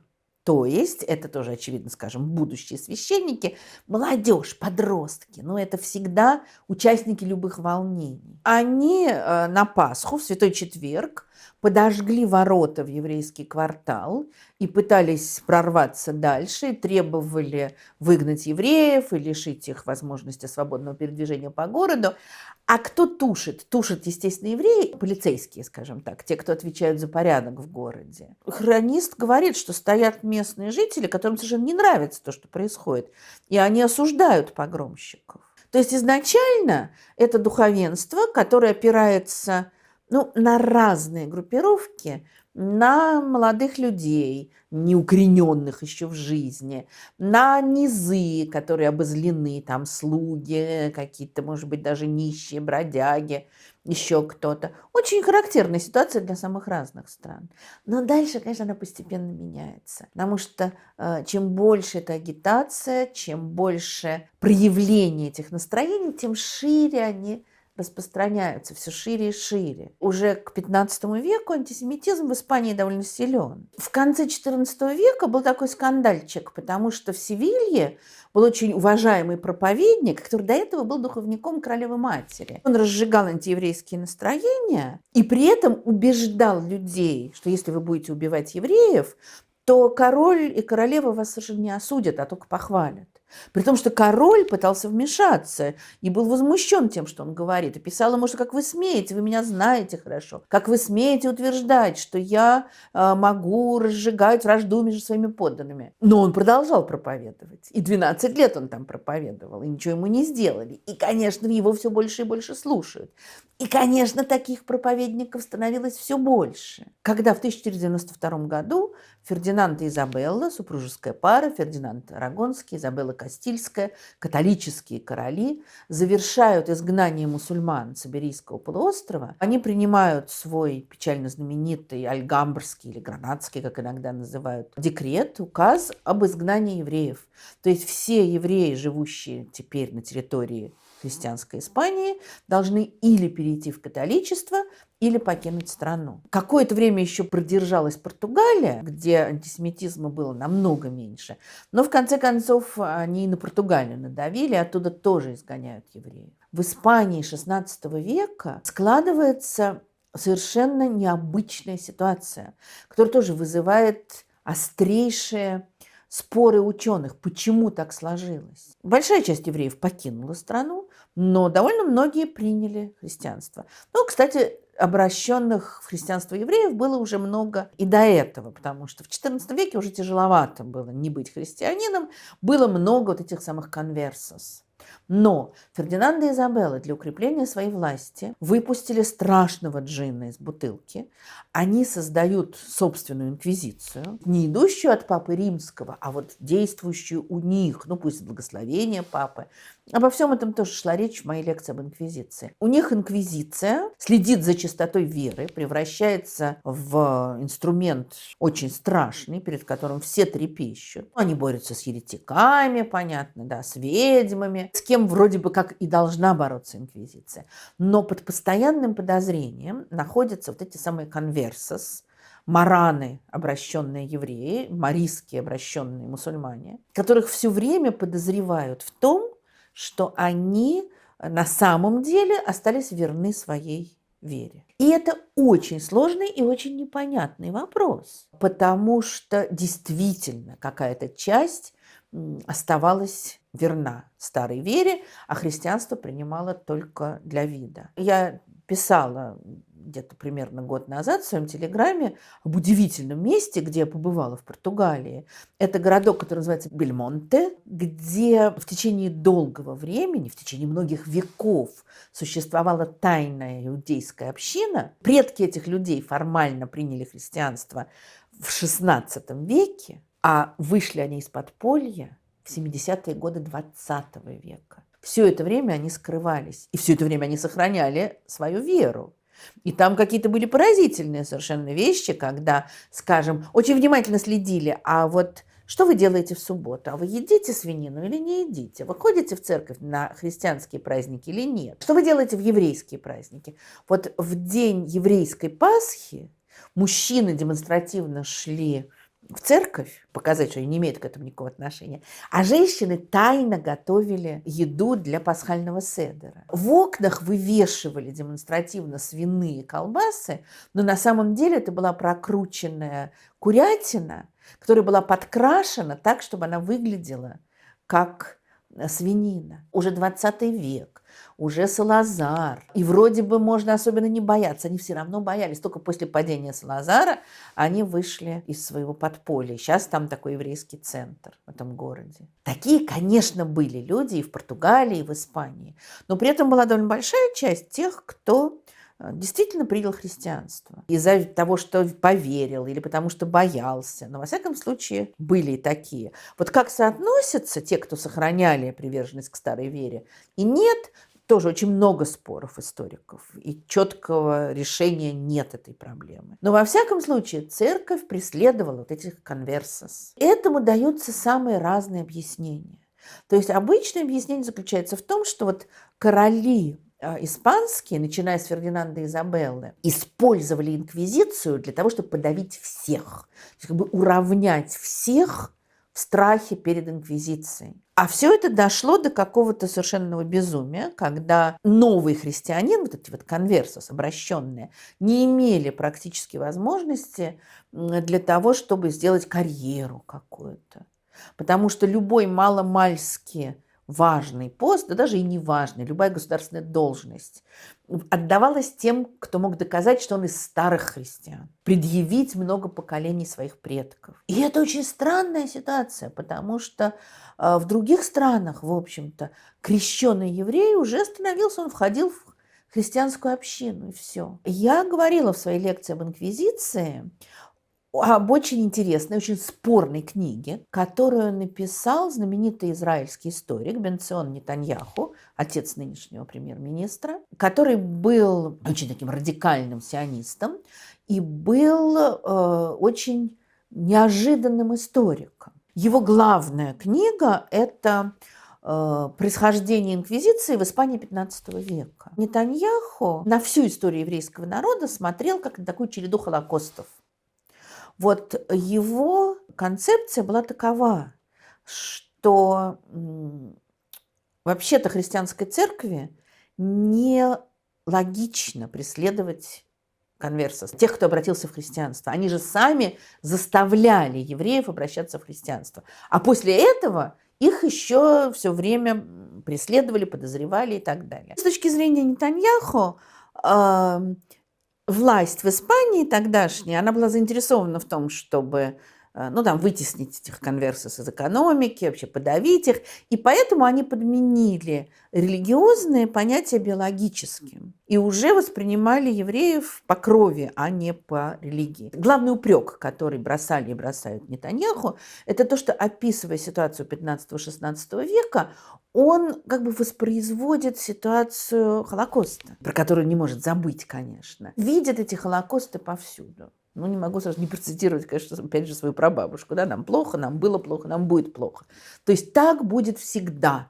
Везде, где находятся евреи, неевреи будут их преследовать. Несколько лет назад американский писатель Джошуа Коэн выпустил невероятно ехидную, очень смешную, и грустную, конечно, книгу с таким длинным названием «The Netanyahus: An Account of a Minor and Ultimately Even Negligible Episode in the History of a Very Famous Family». Семья Нетаньяху, рассказ о мелком и, в конце концов, даже неважном эпизоде из истории очень знаменитой семьи. Я написала пост об этой книге в своем телеграм-канале, желающие могут прочесть. Но вот мне кажется, что Коэн, он так интересно тоже дал срез разных ситуаций, связанных с жизнью евреев, уже в 20 веке. Он сделал удивительную совершенно вещь. Он когда-то интервьюировал знаменитого литературного критика Гарольда Блума. Гарольд Блум знал всю мировую литературу 20 века вот, лично. И он ему рассказывал, как он с этим встречался, с этим, с тем. И он вывалил на Коэна истории, миллион историй про разных знаменитостей литературных, и не только, с которыми Гарольд Блум общался, и рассказал, как в кампус университета, где он работал, приезжал Бенцион Нетаньяху, чтобы устраиваться на работу. И приехал со всем своим семейством. И рассказал очень ехидно, очевидно, о том, что там было. Мы не знаем, как было на самом деле, потому что Коэн решил не сдерживать себя рамками реальности. Он придумал другого человека, у которого тоже фамилия Блум, но зовут его Рубиус, Руб, как его называют. Он молодой ученый, совершенно не филолог. Он молодой ученый, историк, который преподает в неком захолустном университете в штате Нью-Йорк. И туда приезжает Бенцион Нетаньяху со своей женой, со своими 3 детьми, вот Йони, Биби и Идо устраивается на работу. Но Нетаньяху появляются далеко не сразу. Там сначала описывается его жизнь. Вот он единственный преподаватель-еврей в университете. Какие его отношения с коллегами. Как ему всюду не то видится антисемитизм, не то он действительно есть. Как, во всяком случае, ему напоминают, что он не похож на других. Или он сам это ощущает. Как его дочь это проживает. Как приезжают родители его жены, такие богатые, успешные, и говорят, ну, ты же понимаешь, что тебя здесь все унижают, потому что ты еврей. Ну, а про себя еще думают, потому что наша дочка вышла за какое-то ничтожество. Как приезжают его родители, которые попроще, но они тоже считают, что им всегда, значит, пробиваться надо было и бороться. Приезжает семейство Нетаньяху, которые описаны убийственно совершенно. Невероятно язвительно. Но главное, вот с точки зрения нашей темы, это то, что отец Нетаньяху, пока там его дети, бог знает, что творят, отец читает лекцию. Он должен прочесть лекцию, от которой зависит, возьмут его на работу или нет. Руб слушает, и вот он слушает это рассуждение. Тут, конечно, тоже нарушена хронология, потому что книга Нетаньяху вышла в 90-е годы уже. Она посвящена памяти его погибшего сына старшего Йонатан, погибший в Энтебе. А дело происходит за много десятилетий до этого. Но идеи-то, очевидно, были те же самые. И он читает лекцию, где вот он объясняет, как во все времена евреев преследовали, антисемитизм был вечен и будет вечен. Рассказчик слушает, главный герой, и он чувствует, что профессор Нетаньяху, говорит он отменяет меня, всю мою жизнь. Потому что его жизнь – это жизнь американца прежде всего. Он может быть не полностью ассимилирован, он соблюдает какие-то обычаи, какие-то обряды, он все время помнит о том, что он еврей, но при этом он считает возможным вполне жить нормально в Америке. А вот Нетаньяху, хотя он говорит о евреях в Испании в XVI веке, но он ему показывает, что такая жизнь невозможна. И это вот столкновение двух совершенно разных представлений о еврействе, совершенно двух разных восприятий антисемитизма. Мы так и не знаем в конце, берут ли профессора Нетаньяху в этот университет. Там разворачивается жуткий скандал вокруг его детей, они уезжают. Но и ответа одного нет, кто из них прав. Прав Руб, который вроде бы как чувствует, что он не такой, но считает, что он сможет нормально жить в Америке, существовать прекрасно, преподавать, его дочери есть будущее. Или же прав Нетаньяху, который считает, что будущее евреев только в Израиле, потому что во всех других местах всегда возможен Холокост. И спор этот базируется как раз на том, как воспринимать ситуацию в Испании XVI века. Но в любом случае ситуация в Испании XVI века была, конечно, исключительной для того времени, не похожей на других. Испания, кстати, очень дорого заплатила за то, как она обошлась с евреями и с маврами. Она заплатила за это, в общем, упадком экономического развития, политическими проблемами и своим обнищанием в последующие века. Но, конечно, евреям, которых преследовали, и маврам от этого легче не стало. Но что происходит дальше, в других местах? Вот 16-17 века в Западной Европе это время огромной тревожности по массе причин, потому что совершенно меняется восприятие мира, потому что опять климатическая катастрофа, огромное количество войн, экономические перемены, реформация, то есть вот религиозные основы колеблются. И на фоне всего этого происходит просто гигантский всплеск антисемитизма. Что вот очевидно понятно тоже, кризис, страхи людей очень сильные, самые разные. Не случайно охота на ведьм, ожидают конца света. Вот в этой ситуации, конечно, ищут козлов отпущения. Мы знаем, каким ярым антисемитом был Лютер. При том, что интересно, что он же все время обращается к Ветхому Завету. Но евреи для него это просто порождение дьявола. И это вызывает соответствующую реакцию и поддержку в протестантских странах. Но мы знаем при этом, как усиливаются гонения на евреев и в католических странах. В 1516 году возникает первое гетто. Это и есть квартал гетто в Венеции. А это райончик маленький совсем. И они изначально там с трудом помещались, а потом это было совсем уже невероятно тесно, грязно, соответственно, и тяжело там жить. Хотя жили, и стихи писали, и философствовали, много всего было. За этим гетто последуют другие. Вот эта идея о том, что надо не просто вот какую-то одежду особую сделать, отделить евреев, запереть их, не дать им возможности выходить из гетто. Она была, конечно, очень распространена в это время. В 1555 году Папа Римский Павел IV, известный своими очень жесткими и нетерпимыми взглядами, и поддержкой инквизиции во всем, вот он тоже евреев, которые жили в Риме в течение уже нескольких тысячелетий, он запер в гетто. Он заставил их заплатить за постройку стены, которая окружила гетто. Он заставлял их участвовать в разных унизительных обрядах. Он заставлял их на христианскую Пасху приходить в церковь и сидеть на службе, и слушать проповеди. И тоже вот способствовал такому взрыву антисемитизма. Надо сказать, что, правда, папа этот был очень непопулярен. После его смерти там даже громили инквизицию. Но громили не потому, что она обижала евреев, потому что она других жителей Рима тоже преследовала.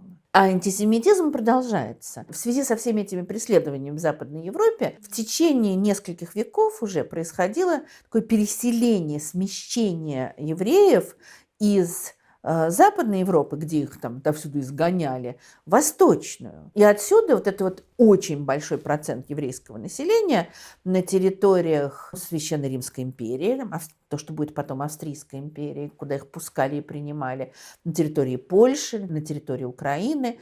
И отсюда тоже ужасающие конфликты, которые достигнут пика в страшных погромах казачьих в XVII веке, когда Хмельницкий был не способен удержать своих казаков. Я говорила об этом в лекции по истории Украины. И потом в XVIII веке тоже в погромах, которые учиняли гайдамаки на украинских землях. Здесь тоже такая интересная, сложная ситуация, когда неясно, чем вызывались эти погромы.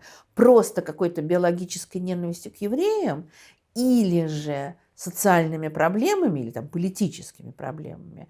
На украинских землях, входивших в состав Польши, земля в основном принадлежала польским помещикам, которые сами предпочитали жить где-нибудь поближе к столице, а оставляли своих управляющих, которые в основном были евреями. Вот что здесь оказалось первичным, что вызвало эти страшные кровавые погромы? Опять же, есть самые разные мнения историков по этому поводу. То, что в XVI, XVII, XVIII веках творились ужасы, которые вот ярче и кровавее всего проявились в Восточной Европе, но на самом деле далеко не только там. Это безусловно. Постепенно религиозные распри, конфликты, религиозный фанатизм, может быть, и слабеет, но антисемитизм остается. Когда-то он может затихать, а когда-то вырываться наружу. Знаменитая трагическая история Иосифа Зюса Оппенгеймера, знаменитого еврея Зюса, это, конечно, поразительный пример. Зюс Оппенгеймер вырос в гетто в одном из германских городов, вышел оттуда, получил прекрасное образование. Был, судя по всему, очень талантливым финансистом, судя вот потому, что он делал. Потом, когда он оказался на службе у вюртембергского герцога Карла Александра. Дело происходит в середине XVIII века. Зюс, естественно, делал прежде всего то, что нужно его господину. А его господину, как и всем правителям того времени, нужно было прежде всего много денег. И значит, нужно было что? Повышать налоги. Мы знаем, что похожие вещи в XVII веке делал великий финансист Кальбер для Людовика XIV. И Кальбера ненавидели, при том, что Кальбер сам был за экономию. Но королю надо было строить Версаль, воевать. И налоги повышались и повышались. Когда Кальбер умер, народ чуть не растерзал его гроб. Но вообще-то виноват-то был Людовик XIV. Но вот в этой ситуации и Людовик, и его финансист были христианами. У герцога Вюртембергского главным финансистом был еврей. И это уже вызывало разговорчики какие-то. Но опять же, это были разговоры о его еврействе или о его политике. Тут сложно разделить. Да никто ее особо не разделял. Зюс очень много сделал для развития экономики Вюртемберга.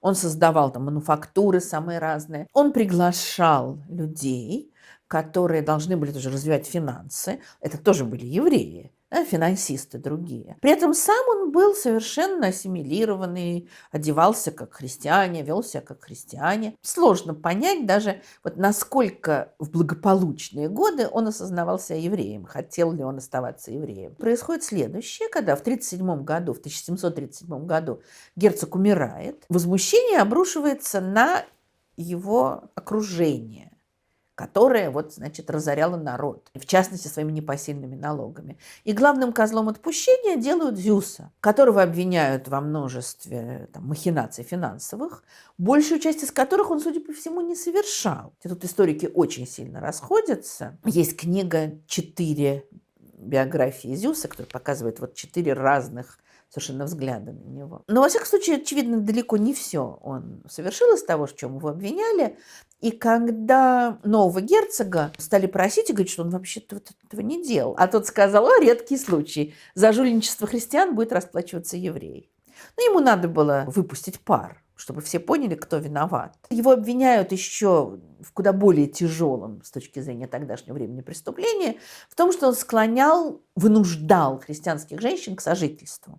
А Зевс действительно был очень любвеобилен. Другое дело, что ни одна христианка не захотела против него свидетельствовать.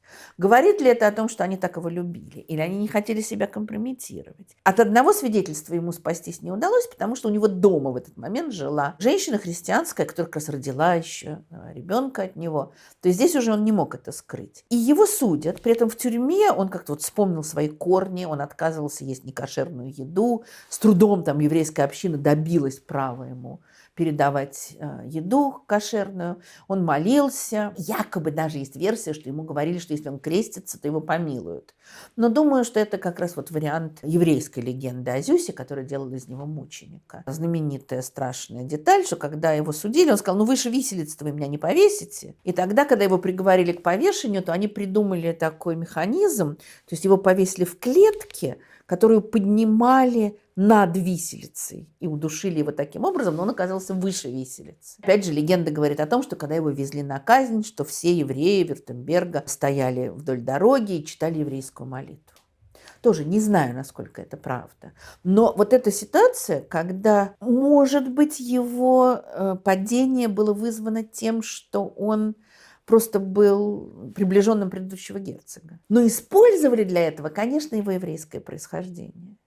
Но и дальше судьба истории Зевса будет очень прихотливой, потому что в 1925 году Фейхтвангер напишет замечательный роман «Еврей Зевс», который тоже важен для понимания антисемитизма и положения еврея среди неевреев. Ясно совершенно, Фейхтвангер, когда писал свои исторические романы, чудесные, которые я очень люблю, он, конечно, очень осовременивал историю и все время держал в голове историю Германии XX века. Как и в «Еврее Зевсе» тоже. Эту историю пытаются использовать в своих целях фашисты. Когда в 1940 году будет снят фильм «Еврей Зевс», Геббельс назвал его идеальным антисемитским фильмом, о каком мы можем только мечтать. И фильм, конечно, совершенно невероятный в своем антисемитизме, в своей гнусности. Там использованы все возможные стереотипы пропагандистские. На роль Зевса взяли очень популярного тогда актера Фердинанда Мариана, который таким отрицательным обаянием обладал. Он всегда играл злодеев и был этим знаменит. И он играет этого обаятельного, уверенного в себе Зевса. Дальше там абсолютно придуманная история, но один из главных антисемитских стереотипов – это то, что евреи покушаются на христианских девушек.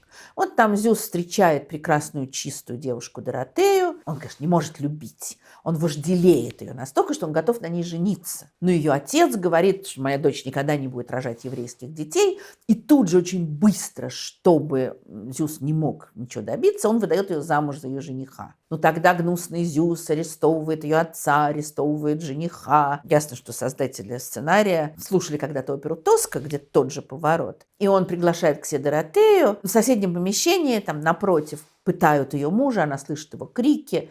Зевс ей говорит, что если она ему уступит, то спасет тем самым своего любимого. Она сопротивляется, он ее насилует, она кончает с собой. Но, конечно же, истинному арийцу, мужу ее, удается бежать, поднимается восстание, всех евреев изгоняют.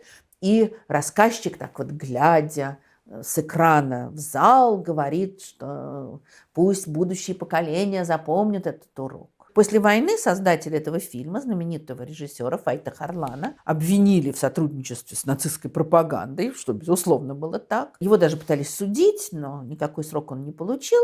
Но он был лишен возможность снимать, и он какое-то время там что-то ставил, снимал под чужими именами. В начале 60-х он пытался под своим именем спектакль поставить, и то были протесты, и мы это не забыли. А он говорил, а что, я хотел показать, вот как антисемитизм развивался в Германии. Просто картину антисемитизма я дал, и все. Я ни в чем не виноват. Хотя там, конечно, дана картина настолько пропагандистская, настолько искаженная, что, конечно, он был виноват. А Марион, бедняга, он говорил, вообще, я что играл, то играл. Оказалось, что его первая жена была еврейка. Оказалось, что первый муж его второй жены был евреем, и они его прятали. То есть вроде бы как он действительно был не виноват. Ну, актер, сказали, сыграл. Но настолько это вызвало отторжение. Он был потрясен совершенно, потому что он был очень популярный актер. А тут все от него отвернулись. И в 1946 году он ехал на машине. Он ехал, кстати, как раз получать свидетельство, что он прошел мучительную процедуру денацификации и может дальше сниматься. Но он врезался в дерево, и вроде как он ехал в пьяном виде. Появилось предположение, что это было самоубийство, которое, конечно, не доказано, но то, что он сильно очень пил из-за того, что он не мог пережить вот эту ситуацию, в которой он оказался, это, наверное, повлияло на его гибель. Ну и прямо хочется, как рассказчику в фильме «Еврей Зюс», сказать, глядя в камеру, что пусть грядущие поколения запомнят этот урок. Это существенный урок для многих пропагандистов и не только пропагандирующих антисемитизм. Но вот то, как в 20 веке использовали по-разному совершенно реальную историю человека XVIII века, это тоже о многом говорит. Понятно, что Фейхтвангер в одну сторону искажал, Вайт-Харлан в другую. Но ясно, что эти проблемы оставались жгучими, оставались актуальными. И мы знаем, к каким страшным трагедиям в результате эта актуальность приведет. Вопрос о том, как в просвещенном 20 веке с достижениями науки, литературы, философии и так далее, стал возможен Холокост, ну, как и многие другие ужасы 20 века. Это вопрос, над которым бились и бьются философы, богословы, писатели. И опять же, одного ответа здесь нет. Но, в общем-то, понятно, что те ужасы, та вот катастрофа, через которую прошло еврейство в 20 веке, она, наверное, несопоставима. Что бы ни думал доктор Нетаньяху, но, в общем, скорее всего, она несопоставима ни с тем, что было во время крестовых походов, ни с тем, что было в Испании в XVI веке, ни с тем даже, что было в Украине в XVII веке. Там были вспышки необразованной толпы, доведенной тем или иным способом до отчаяния и до желания вообще все разнести. В Испании были действия, да, государства по каким-то своим соображениям, но, конечно, это не сравнится вот с той машиной уничтожения, которая была создана в фашистской Германии. И другая вещь. Вот мы видели, как почти везде, ну вот до XVI века практически везде, эти взрывы, во-первых, они сопровождались большими периодами такого нормального существования, а во-вторых, всегда были силы, не отдельные добрые люди, а были силы государственные, церковные, которые вообще-то защищали евреев.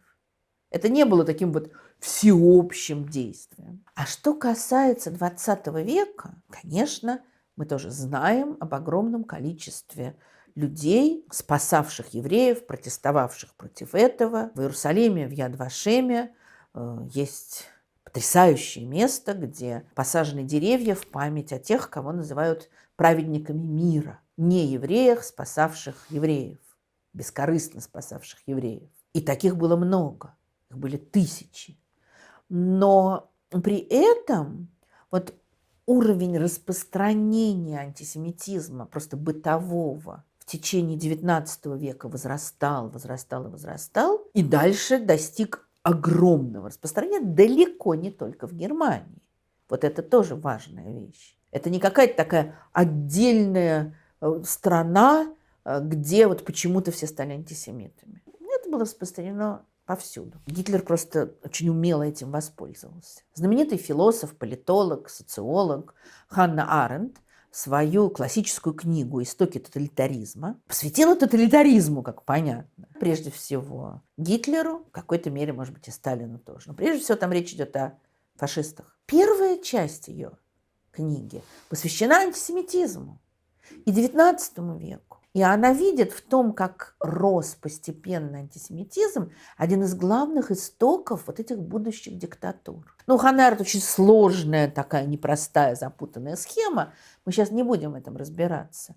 Но факт тот, что XIX век, который начал развиваться под знаменами французской революции, свобода, равенство, братство, какие хорошие идеи, свобода слова, свобода религии, свобода совести, как все хорошо. А параллельно с этим в течение всего XIX века будет вообще развиваться национализм самый разный, который сначала существовал в таком либеральном виде за свободу итальянского народа и за объединение Италии, за свободу немецкого народа и объединение Германии. А затем с каждым десятилетием он будет принимать все более и более шовинистический вид. И антисемитизм станет крайним выражением вот этого шовинизма. Что произошло? Ну, тут сказать сложно, конечно, как и во всем, что связано с этой проблемой. Ясно, что, например, очень сильно на развитие антисемитизма повлияла политика Наполеона, если в былые века как раз политика влияла обычно, когда какой-нибудь государь начинал преследовать евреев, или там церковь что-нибудь издавала.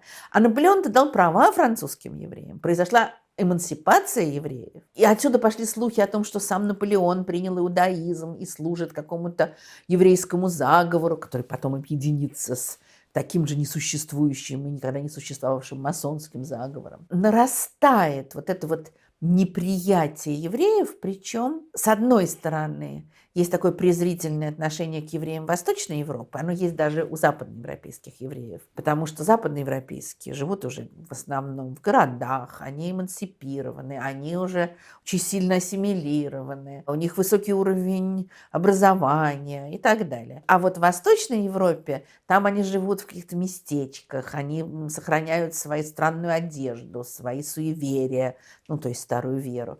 И то есть вот к ним относятся вообще как к каким-то дикарям. Но, с другой стороны, евреи Западной Европы, которым казалось, что они так уже вписались в эту жизнь, и действительно, среди них есть банкиры, среди них есть художники, среди них есть политики, кого только нет. Но антисемитизм, направленный на них, тоже никуда не делся. Это проявилось для многих неожиданно, а для кого-то вполне ожиданно в 1894 году, когда был арестован французский офицер, еврей Альфред Дрейфус, который был обвинен в шпионаже в пользу Германии. Я не буду сейчас подробно говорить о деле Дрейфуса, потому что обязательно мы еще запишем отдельную лекцию об этом. Ясно, что это история человека, который был обвинен невинно, оклеветан. С одной стороны, была конкретная интрига. Были люди, высокопоставленные офицеры, которым легко очень было поверить в то, что офицер-еврей, конечно же, предаст Францию. А дальше, даже когда стали появляться доказательства невиновности Дрейфуса, признаться в этом для них означало скомпрометировать армию. Это была одна линия. Но параллельно вдруг выяснилось, что Франция расколота на дрейфусаров и антидрейфусаров, что всех тоже волнует это дело, что все следят за тем, как оно разворачивается. Выясняется, что дело не только в судьбе одного Дрейфуса, а есть тысячи людей, которые говорят о том, что вот евреи, конечно, предадут нас, и их нельзя считать французами, и они должны быть лишены прав, и так далее, и так далее, и так далее, и так далее. А параллельно с этим есть множество людей, ну, самый знаменитый, конечно, Эмиль Золя, но он далеко не один, которые не просто заступаются за Дрейфуса, потому что это невиновный человек, что довольно быстро стало многим понятно, а которые видят вот в этом наступлении на Дрейфуса и проявление отвратительного национализма, антисемитизма, и проявление страшного консерватизма армии. Оказалось, что судьба вот этого человека, в ней отразилась судьба тысяч евреев. Ну и не случайно считается, что Теодор Герцль, основатель сионизма, вообще пришел к мысли о том, что евреи, даже ассимилированные, даже живущие в самых свободных странах, никогда не смогут быть в безопасности. и начал добиваться создания государства Израиль, что вот это все произошло с Герцлем под влиянием дела Дрейфуса. 12 лет прошло от обвинения Дрейфуса до его полного оправдания. И эти 12 лет вскрыли такой нарыв, такой кризис во Франции, такой раскол страны. И это, конечно, во многом предвосхищало многие события XX века. Наверное, одно из объяснений, я не уверена, что оно единственное или полное, но одно из объяснений, вот как мне кажется, того, что происходило на рубеже 19-20 века, это примерно то же, что можно сказать о XVI веке. 19-20 века очень тревожные, очень много меняется. Совершенно новые понятия появляются, новая жизнь, новые явления. Сталкиваются там демократия и самодержавные государства, национализм и имперские понятия, и много всего другого. Ослабевает религиозная жизнь, и, соответственно, во многих случаях национальная идентификация оказывается более важной, чем религиозная. Это тоже приводит к грандиозным переменам и к страшным кровопролитиям. Но во всяком случае, вот очень характерна такая вещь. Значит, Франция, демократическая, развитая, европейская страна, там дело Дрейфуса. Россия, самодержавная, совсем не демократическая, совсем другими традициями страна. И здесь, почти в то же самое время тоже разворачивается такой всплеск, или вернее всплески антисемитизма. И опять можно сказать, да, антисемитизм был всегда в России, ничего подобного. На каком-то бытовом уровне был. Но были эпохи, скажем, при Александре Первом, при Александре Втором, когда евреям давали довольно много прав. Что значит прав? Прав не было ни у кого в Российской империи. В всяком случае, улучшалось их положение. Вот народовольцы убивают Александра II в 1981 году, и по всей России проходит слух, что царя убил еврей. При том, что была еврейка Геся Гельфман, которая совершенно не была главной. Желябов и Перовская совсем не были евреями. А главное, что все эти люди, там православные, иудеи, они давно со своей религией распростились. Но прошел слух, и прокатилась волна погромов. Считается, что в 166 населенных пунктах были погромы. И далеко не везде полиция их останавливала, а где-то попустительствовала. И ходили слухи, как в 15 веке в Севилье, что есть царский указ евреев бить. Указа, конечно, не было. Но то, что власти смотрели достаточно снисходительно, уж особенно на местах, какие-нибудь полицейские, которые сами, может, готовы были бы пойти громить, это точно. Знаменитая фраза Александра Третьего «Сердце мое радуется, когда бьют евреев, но дозволять этого ни в коем случае не следует». Это такая интересная позиция. Дозволять не следует, потому что порядок должен быть. А вообще приятно. Вот приятно, когда их бьют. И эта волна 81-82 года утихнет. При Александре Третьем очень сильно будет наступление на права евреев, будут выселять из больших городов. Но вроде бы как затишье формально. А дальше будет страшный взрыв начала 20 века, этот жуткий Кишиневский погром. Волна погромов в 905 году, после того, как царь обнародует манифест 17 октября, который дарует права. И тут вроде бы радоваться. Но огромное количество людей считает этот манифест разрушающим Россию и считает, что за ним стоят евреи. И прокатывается волна погромов, при том, что Николай II тоже не одобряет вот такие проявления народного гнева или народной самостоятельности, скорее вот так.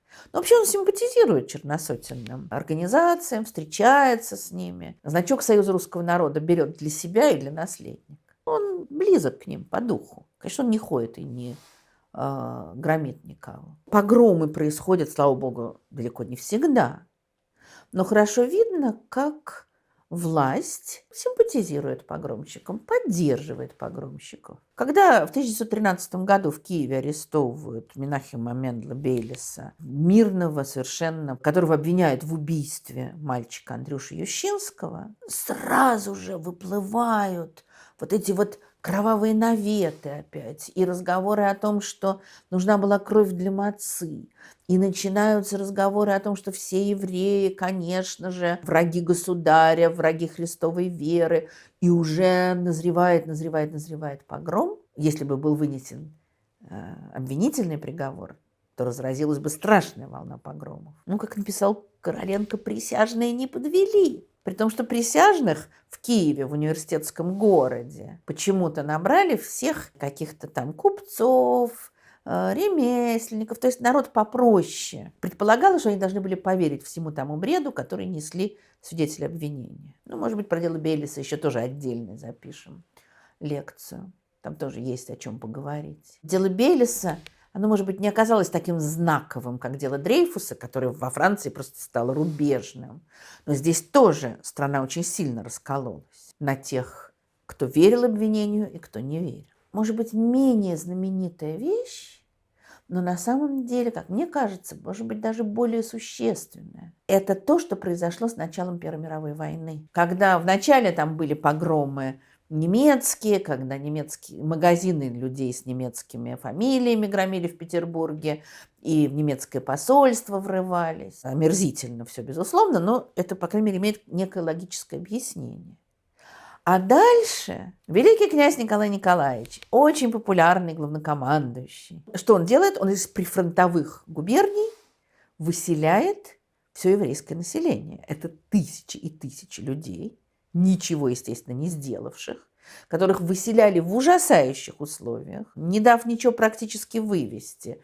Почему? Потому что они, конечно же, будут сотрудничать с врагами.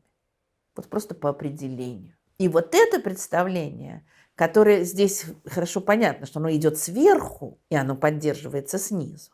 И вот это, конечно, самая страшная ситуация. Конечно, есть соблазн поговорить о том, кто из знаменитых людей, выдающихся людей, иногда очень уважаемых и любимых нами людей в России и за ее пределами был антисемитом. Ну, тогда лекция затянется на очень много часов, потому что, увы, в этом списке окажутся самые разные люди. Иногда очень какими-то другими своими достижениями нам приятны. Тут, конечно, речь не идет о том, чтобы заводить персональное дело вот этого и этого. А надо понять такую вещь печальную, неприятную.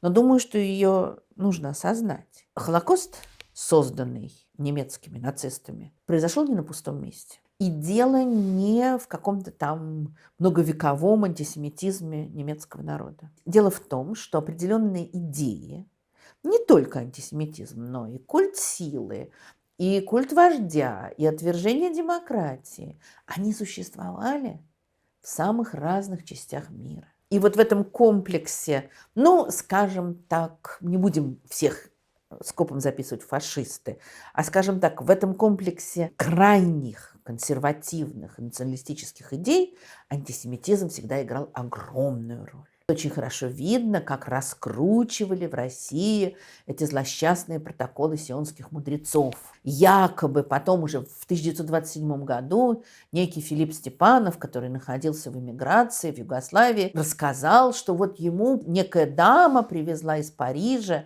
этот текст, который случайным образом попал к ней в руки. Обычно считается, что создание этой фальшивки было каким-то образом связано с первым сионистским конгрессом, который Герцль проводил в 1997 году, и что вот это повлияло на формирование представления о том, что есть какой-то заговор еврейский, о том, чтобы вредить всем христианам, о том, чтобы добиваться власти для евреев по всему миру и так далее. Хотя есть, например, версия, что, может быть, первая фальшивка была создана еще до первого сионистского конгресса.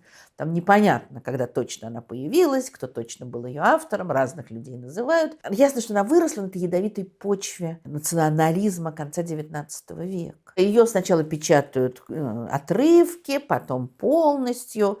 Но, как в одной статье журналист написал, что эту книгу распространяют люди с повышенной температурой мозга.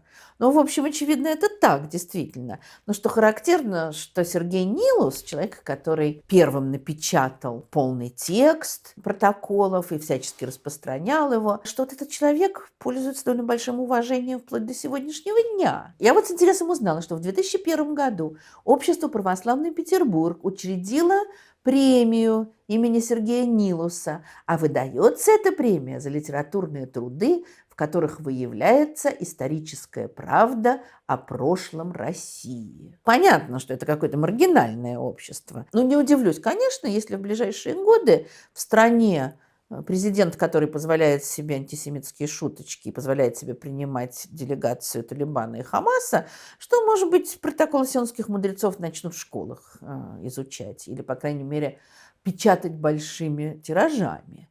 Вот Генри Форду, который был знатный антисемит, этот текст так понравился, что он дал деньги, 500 тысяч тираж был в Америке. С другой стороны, Николай II, который, понятно, что к евреям не питал теплых чувств, когда хотели использовать эти протоколы, ну, там, грубо говоря, для антиреволюционной пропаганды, то он запретил, но при этом сказал, нельзя делать чистое дело грязными методами. Вот у меня очень интересно, а что он имел в виду под чистым делом? Борьбу с евреями или что-то другое? Николаю было ясно, что эти протоколы фальшивка. А многим до сих пор кажется, что это правда. И это, конечно, удивительно. Ханна Аренд очень четко сформулировала свою мысль, сказав следующее. Она пишет о том, что протоколы сионских мудрецов – это, конечно, фальшивка, а дальше говорит, задача историка не может ограничиваться ее разоблачением. Тот факт, что в подделку верят, для историка важнее. И вот, наверное, очень существенно то, что где-то вот к концу XIX, к началу XX века антисемитизм начинает меняться. То есть по-прежнему говорят, что там распяли Христа, кровь христианских младенцев. В средние века или в XVIII веке, или в XIX можно было выйти из всех ограничений, приняв христианство. И ты можешь делать карьеру, ну, как Бенджамин Дизраэли, чей отец еще крестился. Он стал премьер-министром Англии. Конечно, мы вспоминали, что он еврей, но, однако, это ему не помешало подняться на самый верх. В России достаточно было принять православие, чтобы уже ты мог продвигаться по государственной службе. Но антисемитизм меняется, потому что он становится российским. И как резонно один историк написал, что от иудаизма можно было уйти, а вот от еврейскости уже было невозможно.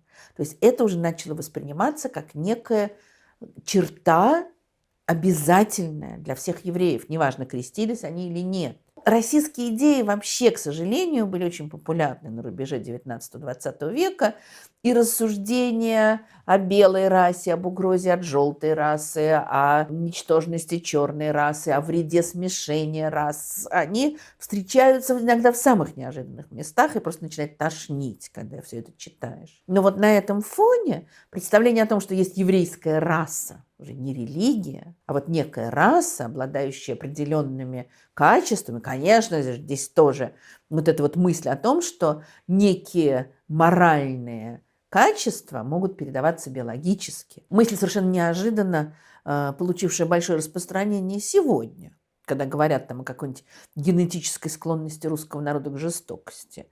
Это, в общем, тот же самый фашизм. На рубеже 19-20 веков эта мысль была очень распространена в самых разных странах, не только в Германии. Но Гитлер, который, конечно же, верил в это всей душой, и это понятно, он не использовал антисемитизм в своих целях, как это делали многие политики, а он искренне верил. Для него это было скорее даже вот не средство, скажем, укрепления своей власти, а одна из важнейших целей. Очень характерно, что в последние годы Второй мировой войны ему пытались предлагать, ну или, по крайней мере, обсуждали какие-то варианты. Ну, например, у Гиммлера была идея, что можно знаменитых евреев отдать американцам, а за это получить, там, например, может быть, сепаратный мир или, может быть, какие-то поставки. Но для Гитлера это было вообще невозможно. И до последних дней войны пытались уничтожать евреев, когда, казалось бы, уж беги скорее, спасайся. Нет, надо продолжать. Потому что вот он, конечно, верил в это безумно. Но это, конечно, не мешало ему и созданному им государству действовать вполне рационально и продуманно. И то, как развивался Холокост, это очень страшная история, но очень поучительная история. Мы не будем сейчас подробно говорить о Холокосте, это, конечно, тоже тема для отдельной лекции. Но вот очень характерно, как, придя к власти, нацисты начинают действовать постепенно. То есть, с одной стороны, конечно, везде какие-то антисемитские выходки, где-то напали на еврея, где-то разбили витрину, какие-то оскорбительные статьи, это жуткая газета Der Stürmer, кошмарная, совершенно антисемитская, публикуется, вывешивается везде. Но сами действия государства очень продуманные, хитрые, постепенные. Потому что вот с 1933 по 1938 год очень медленно вводятся разные ограничения. Есть потрясающий план урока, разработанный Центром Анны Франк. Совершенно замечательное образовательное учреждение. Они разрабатывают программы для борьбы с антисемитизмом, вообще с национализмом, с расизмом. И вот у них был такой урок, когда они взяли записи дневниковые мальчика еврейского, жившего в Берлине, который подробно очень записывал, какие ограничения вводились. И дальше они придумали невероятно красиво, как это можно сделать в классе, вот так, чтобы школьники, подростки почувствовали, ну вот, проассоциировали себя с тем, что происходит. То есть там они предлагают так на отдельных карточках все эти ограничения напечатать, а потом предложить ребятам поработать в группах и распределить эти карточки по какому-то принципу. И там хорошо видно, что были ограничения совершенно бессмысленные. Запрещено иметь домашних животных. Или запрещено носить драгоценности. Запрещено пользоваться бассейнами вместе с арийцами. Там идея такая, что когда дети распределяют эти карточки, ну, во-первых, они еще раз все это просматривают, как бы пропускают через себя, и они пытаются понять, вот зачем нужно это. Вот зачем не давать держать домашних животных. Это бессмысленно. Там еще такой вопрос предлагают. Подумай, что с твоей точки зрения самое страшное. И очень может быть, что подросток решит, что самое страшное – это, скажем, там, не запрет на профессии или не запрет еврейским детям учиться вместе с арийскими, а запрет держать домашних животных. Вот представьте, что у тебя забирают твою собаку любимую или кошку. Или что твоя мама больше не может носить драгоценности, и это для нее унижение. И многое другое. То есть там невероятной такой силы, возможность для детей именно это прочувствовать. Но если вернуться к тому, что происходило, то вот мне понятно, зачем надо было отнимать домашних животных, не давать ездить на велосипедах и так далее. Во-первых, это унижение. Вот каждое новое унижение, оно еще людей толкает к тому, чтобы они стали изгоями. С другой стороны, каждый раз, перетерпим. Ничего, велосипед, зачем нам велосипед? Можно жить и без велосипеда. И это перетерпим, и это, и это. И когда уже начались депортации в лагеря, они уже с таким количеством смирились. И есть другая вещь, касающаяся не евреев, скорее, а тех, кто смотрит на это вокруг. Что вот все эти мелкие поначалу, а потом совсем не мелкие ограничения, они превращали изоляцию евреев во что-то рутинное, нормальное. Потому что один указ, другой указ, 10-й, 15-й. В 1935 году в Нюрнберге принимаются печально известные расовые законы. Закон о гражданине Рейха, по которому евреи лишались немецкого гражданства, что помешает спасению очень многих из них, потому что они лишились возможности юридической просить визы в другие страны. Для многих из тех, кто выбирался правдами и неправдами из Германии, это оказалось большой проблемой юридической. И другой закон, который назывался законом об охране немецкой крови и немецкой чести, который запрещал какие-либо сексуальные отношения в браке или вне брака между арийцами и представителями еврейской расы, как они говорили. И это означало, что мужья или жены немецкие должны были отрекаться от своих супругов. Браки просто запрещены, а любые любовные отношения могли привести к аресту и к лагерю. А дальше все это, конечно, совершенно логично подводит к погрому, к тому, что так красиво называется «Хрустальной ночью»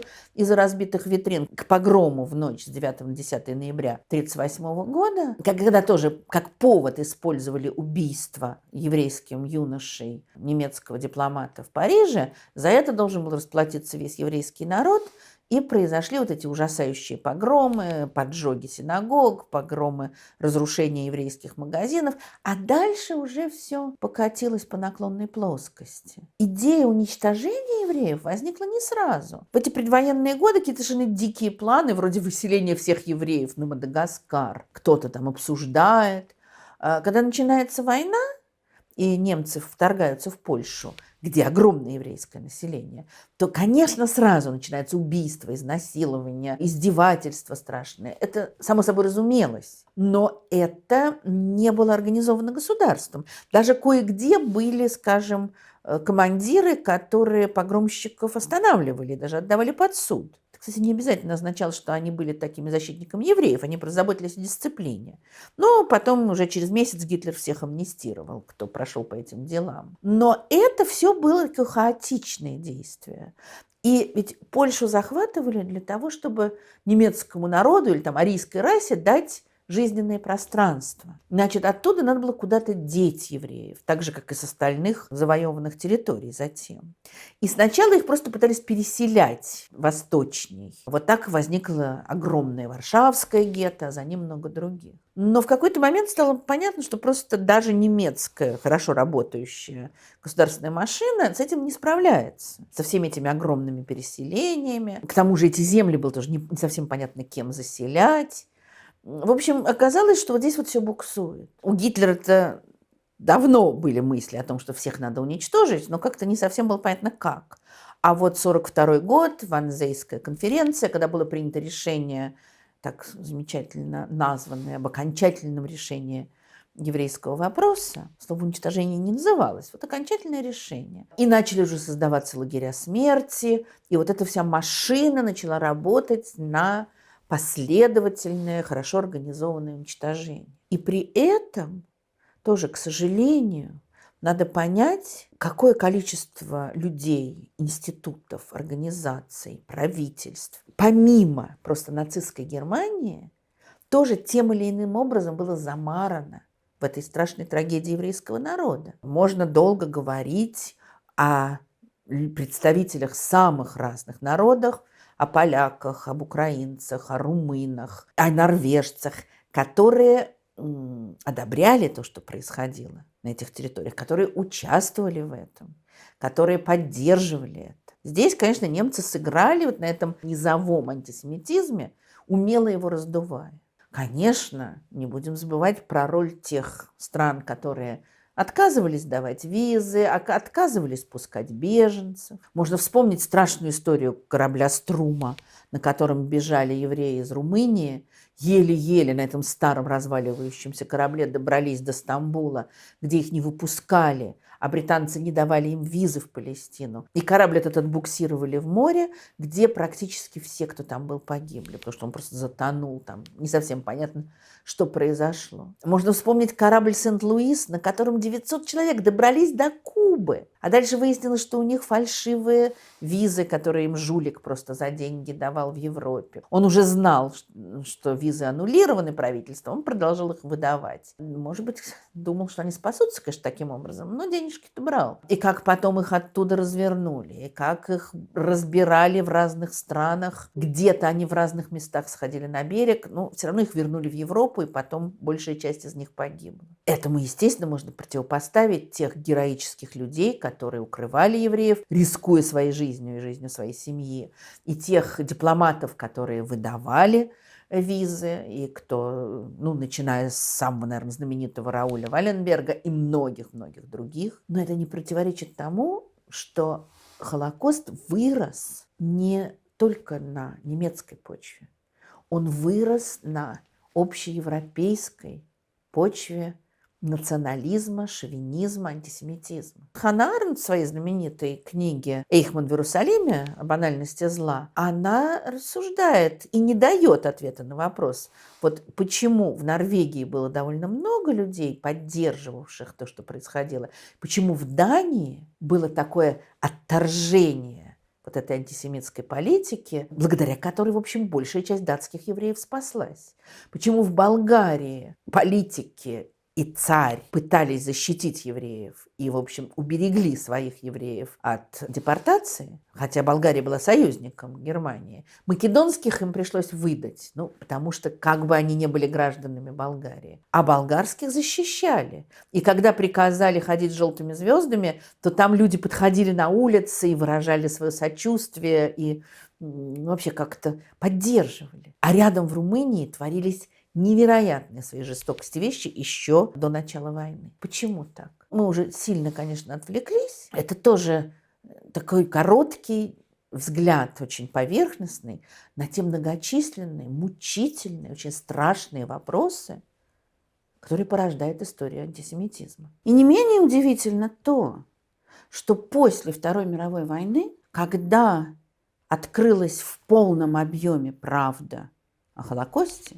что-то знали и раньше. В 30-е годы уже приходили из Германии сообщения о том, что там происходит. Кто-то не верил, кто-то считал, что это пропаганда, кто-то думал, что все сильно преувеличено. Вот когда после войны выяснился объем этого ужаса, то, с одной стороны, очень много было сказано, написано о крахе цивилизации, конце гуманизма и вообще о том, как жить теперь после того, как ты понимаешь, что человечество способно на подобные вещи. Это не помешало тому, что в Польше погромы были уже после войны, когда выжившие евреи стали возвращаться и обнаружили, что их дома заняты их соседями. Это, конечно, удивительно совершенно перекликается с тем, что делал Сталин после войны. Я говорила об этом в лекции о последних годах Сталина, что он, конечно, очень много заимствовал у Гитлера.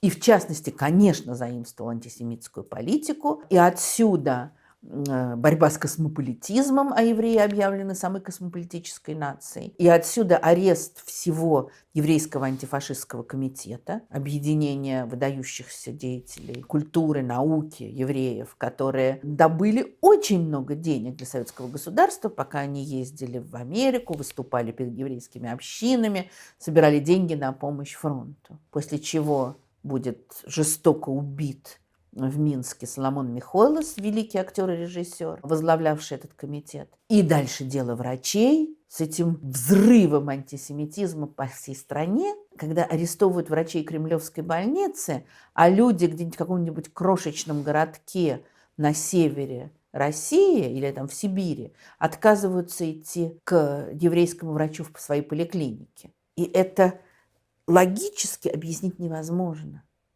Это надо объяснять, исходя из представлений о чувствах толпы, о воздействии пропаганды, об эмоциях, о бессознательном. И вот когда мы с этой стороны заходим, то видим какие-то очень неприятные вещи. То, что вот столько времени прошло после Холокоста, а регулярно какие-то события приводят к новым волнам антисемитизма, хотя давно Холокост осужден, об этом написано, напечатано, и есть страны, в которых само отрицание Холокоста является преступлением. Шестидневная война в 1967 году. Я хорошо помню, как в Советском Союзе бесновалась пропаганда, как бы антиизраильская, но которая очень легко прочитывалась как антисемитская. И когда сегодня в Дагестане хватают автобус, который везет детей, лечившихся в Израиле, и ищут там каких-то агентов Моссада, а после этого еще ищут в турбине самолета еврея, можно это списать на традиционность дагестанского общества,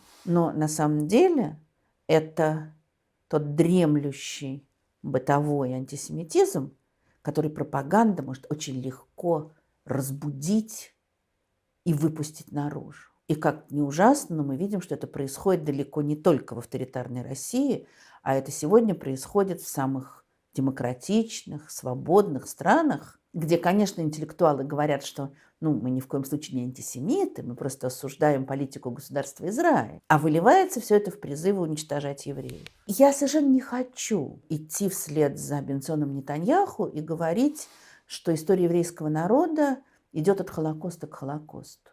Я в это не верю. Но я понимаю, что дурные инстинкты и агрессия живут во всех нас.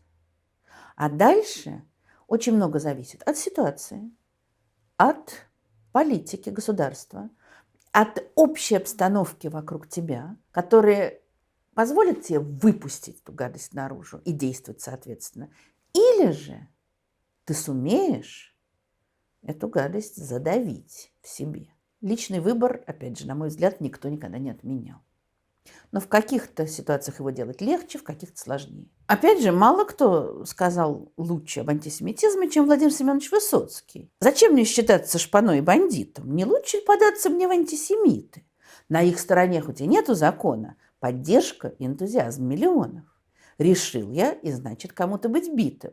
Но надо же узнать, кто такие семиты. А вдруг это очень приличные люди? А вдруг из-за них мне чего-нибудь будет? Вот это хороший вопрос, да? А вдруг мне что-нибудь будет или не будет? Но друг и учитель, алкаш Бакалея, сказал, что семиты – простые евреи. Да это ж такое везение, братцы. Теперь я спокоен, чего мне бояться? Я долго крепился, ведь благоговейно всегда относился к Альберту Эйнштейну. Народ мне простит, но спрошу я невольно, куда отнести мне Абрама Линкольна? Среди них пострадавший от Сталина Каплер, среди них уважаемый мной Чарли Чаплин, мой друг Рабинович и жертвы фашизма, и даже основоположник марксизма. Ну, понятно, что Линкольн и Чаплин сюда попали так уж до кучи, но списочек вообще хорош. И так, как всегда, у Высоцкого очень тонко все построено. Но тот же алкаш мне сказал после дельца, что пьют они кровь христианских младенцев. И как-то в пивной мне ребята сказали, что очень давно они Бога распяли. Им кровушки надо, они по зоопарке замучили гады слона в зоопарке. Украли, я знаю, они у народа весь хлеб урожая минувшего года. По Курской, Казанской железной дороге построили дачи, живут там как боги.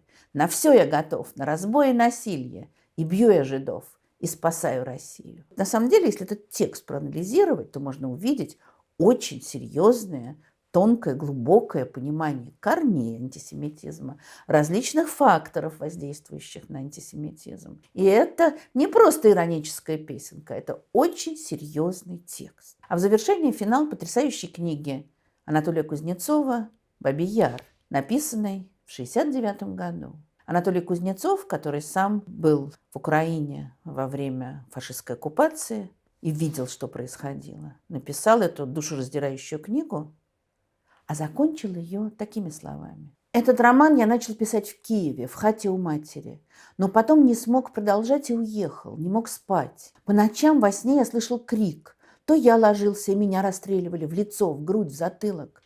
То стоял сбоку с тетрадкой в руках и ждал начала, а они не стреляли. У них был обеденный перерыв, они жгли из книг костер, качали какую-то пульпу. А я все ждал, когда же это произойдет, чтобы я мог добросовестно все записать. Этот кошмар преследовал меня. Это был и не сон, и не явь. Я вскакивал, слыша в ушах крик тысяч гибнущих людей. Мы не смеем забывать этот крик. Это не история, это сегодня. А что завтра? Какие новые Яры, Майданики, Хиросимы, Колымы и Потьмы? В каких местах и каких новых технических формах скрыты еще в небытии, в ожидании своего часа? И кто из нас, живущих, уже может быть кандидат в них? Будем ли мы понимать когда-нибудь, что самое дорогое на свете – жизнь человека и его свобода? Или еще предстоит варварство? На вопросах, пожалуй, я и оборву эту книгу. Желаю вам мира и свободы. Ну и я, пожалуй, на этом остановлюсь. Спасибо всем, благодаря кому была записана эта лекция. Спасибо нашим спонсорам на YouTube, нашим патронам на Патреоне, тем, кто нас поддерживает на платформе Boosty. Если вам понравилось, надеюсь, вы не забудете поставить лайк и сделать репост. Ну и, конечно, интересно ваше мнение. Как вы считаете, почему антисемитизм так живуч? Как легко догадаться, все антисемитские выходки мы будем банить. Жду ваших комментариев. Счастливо!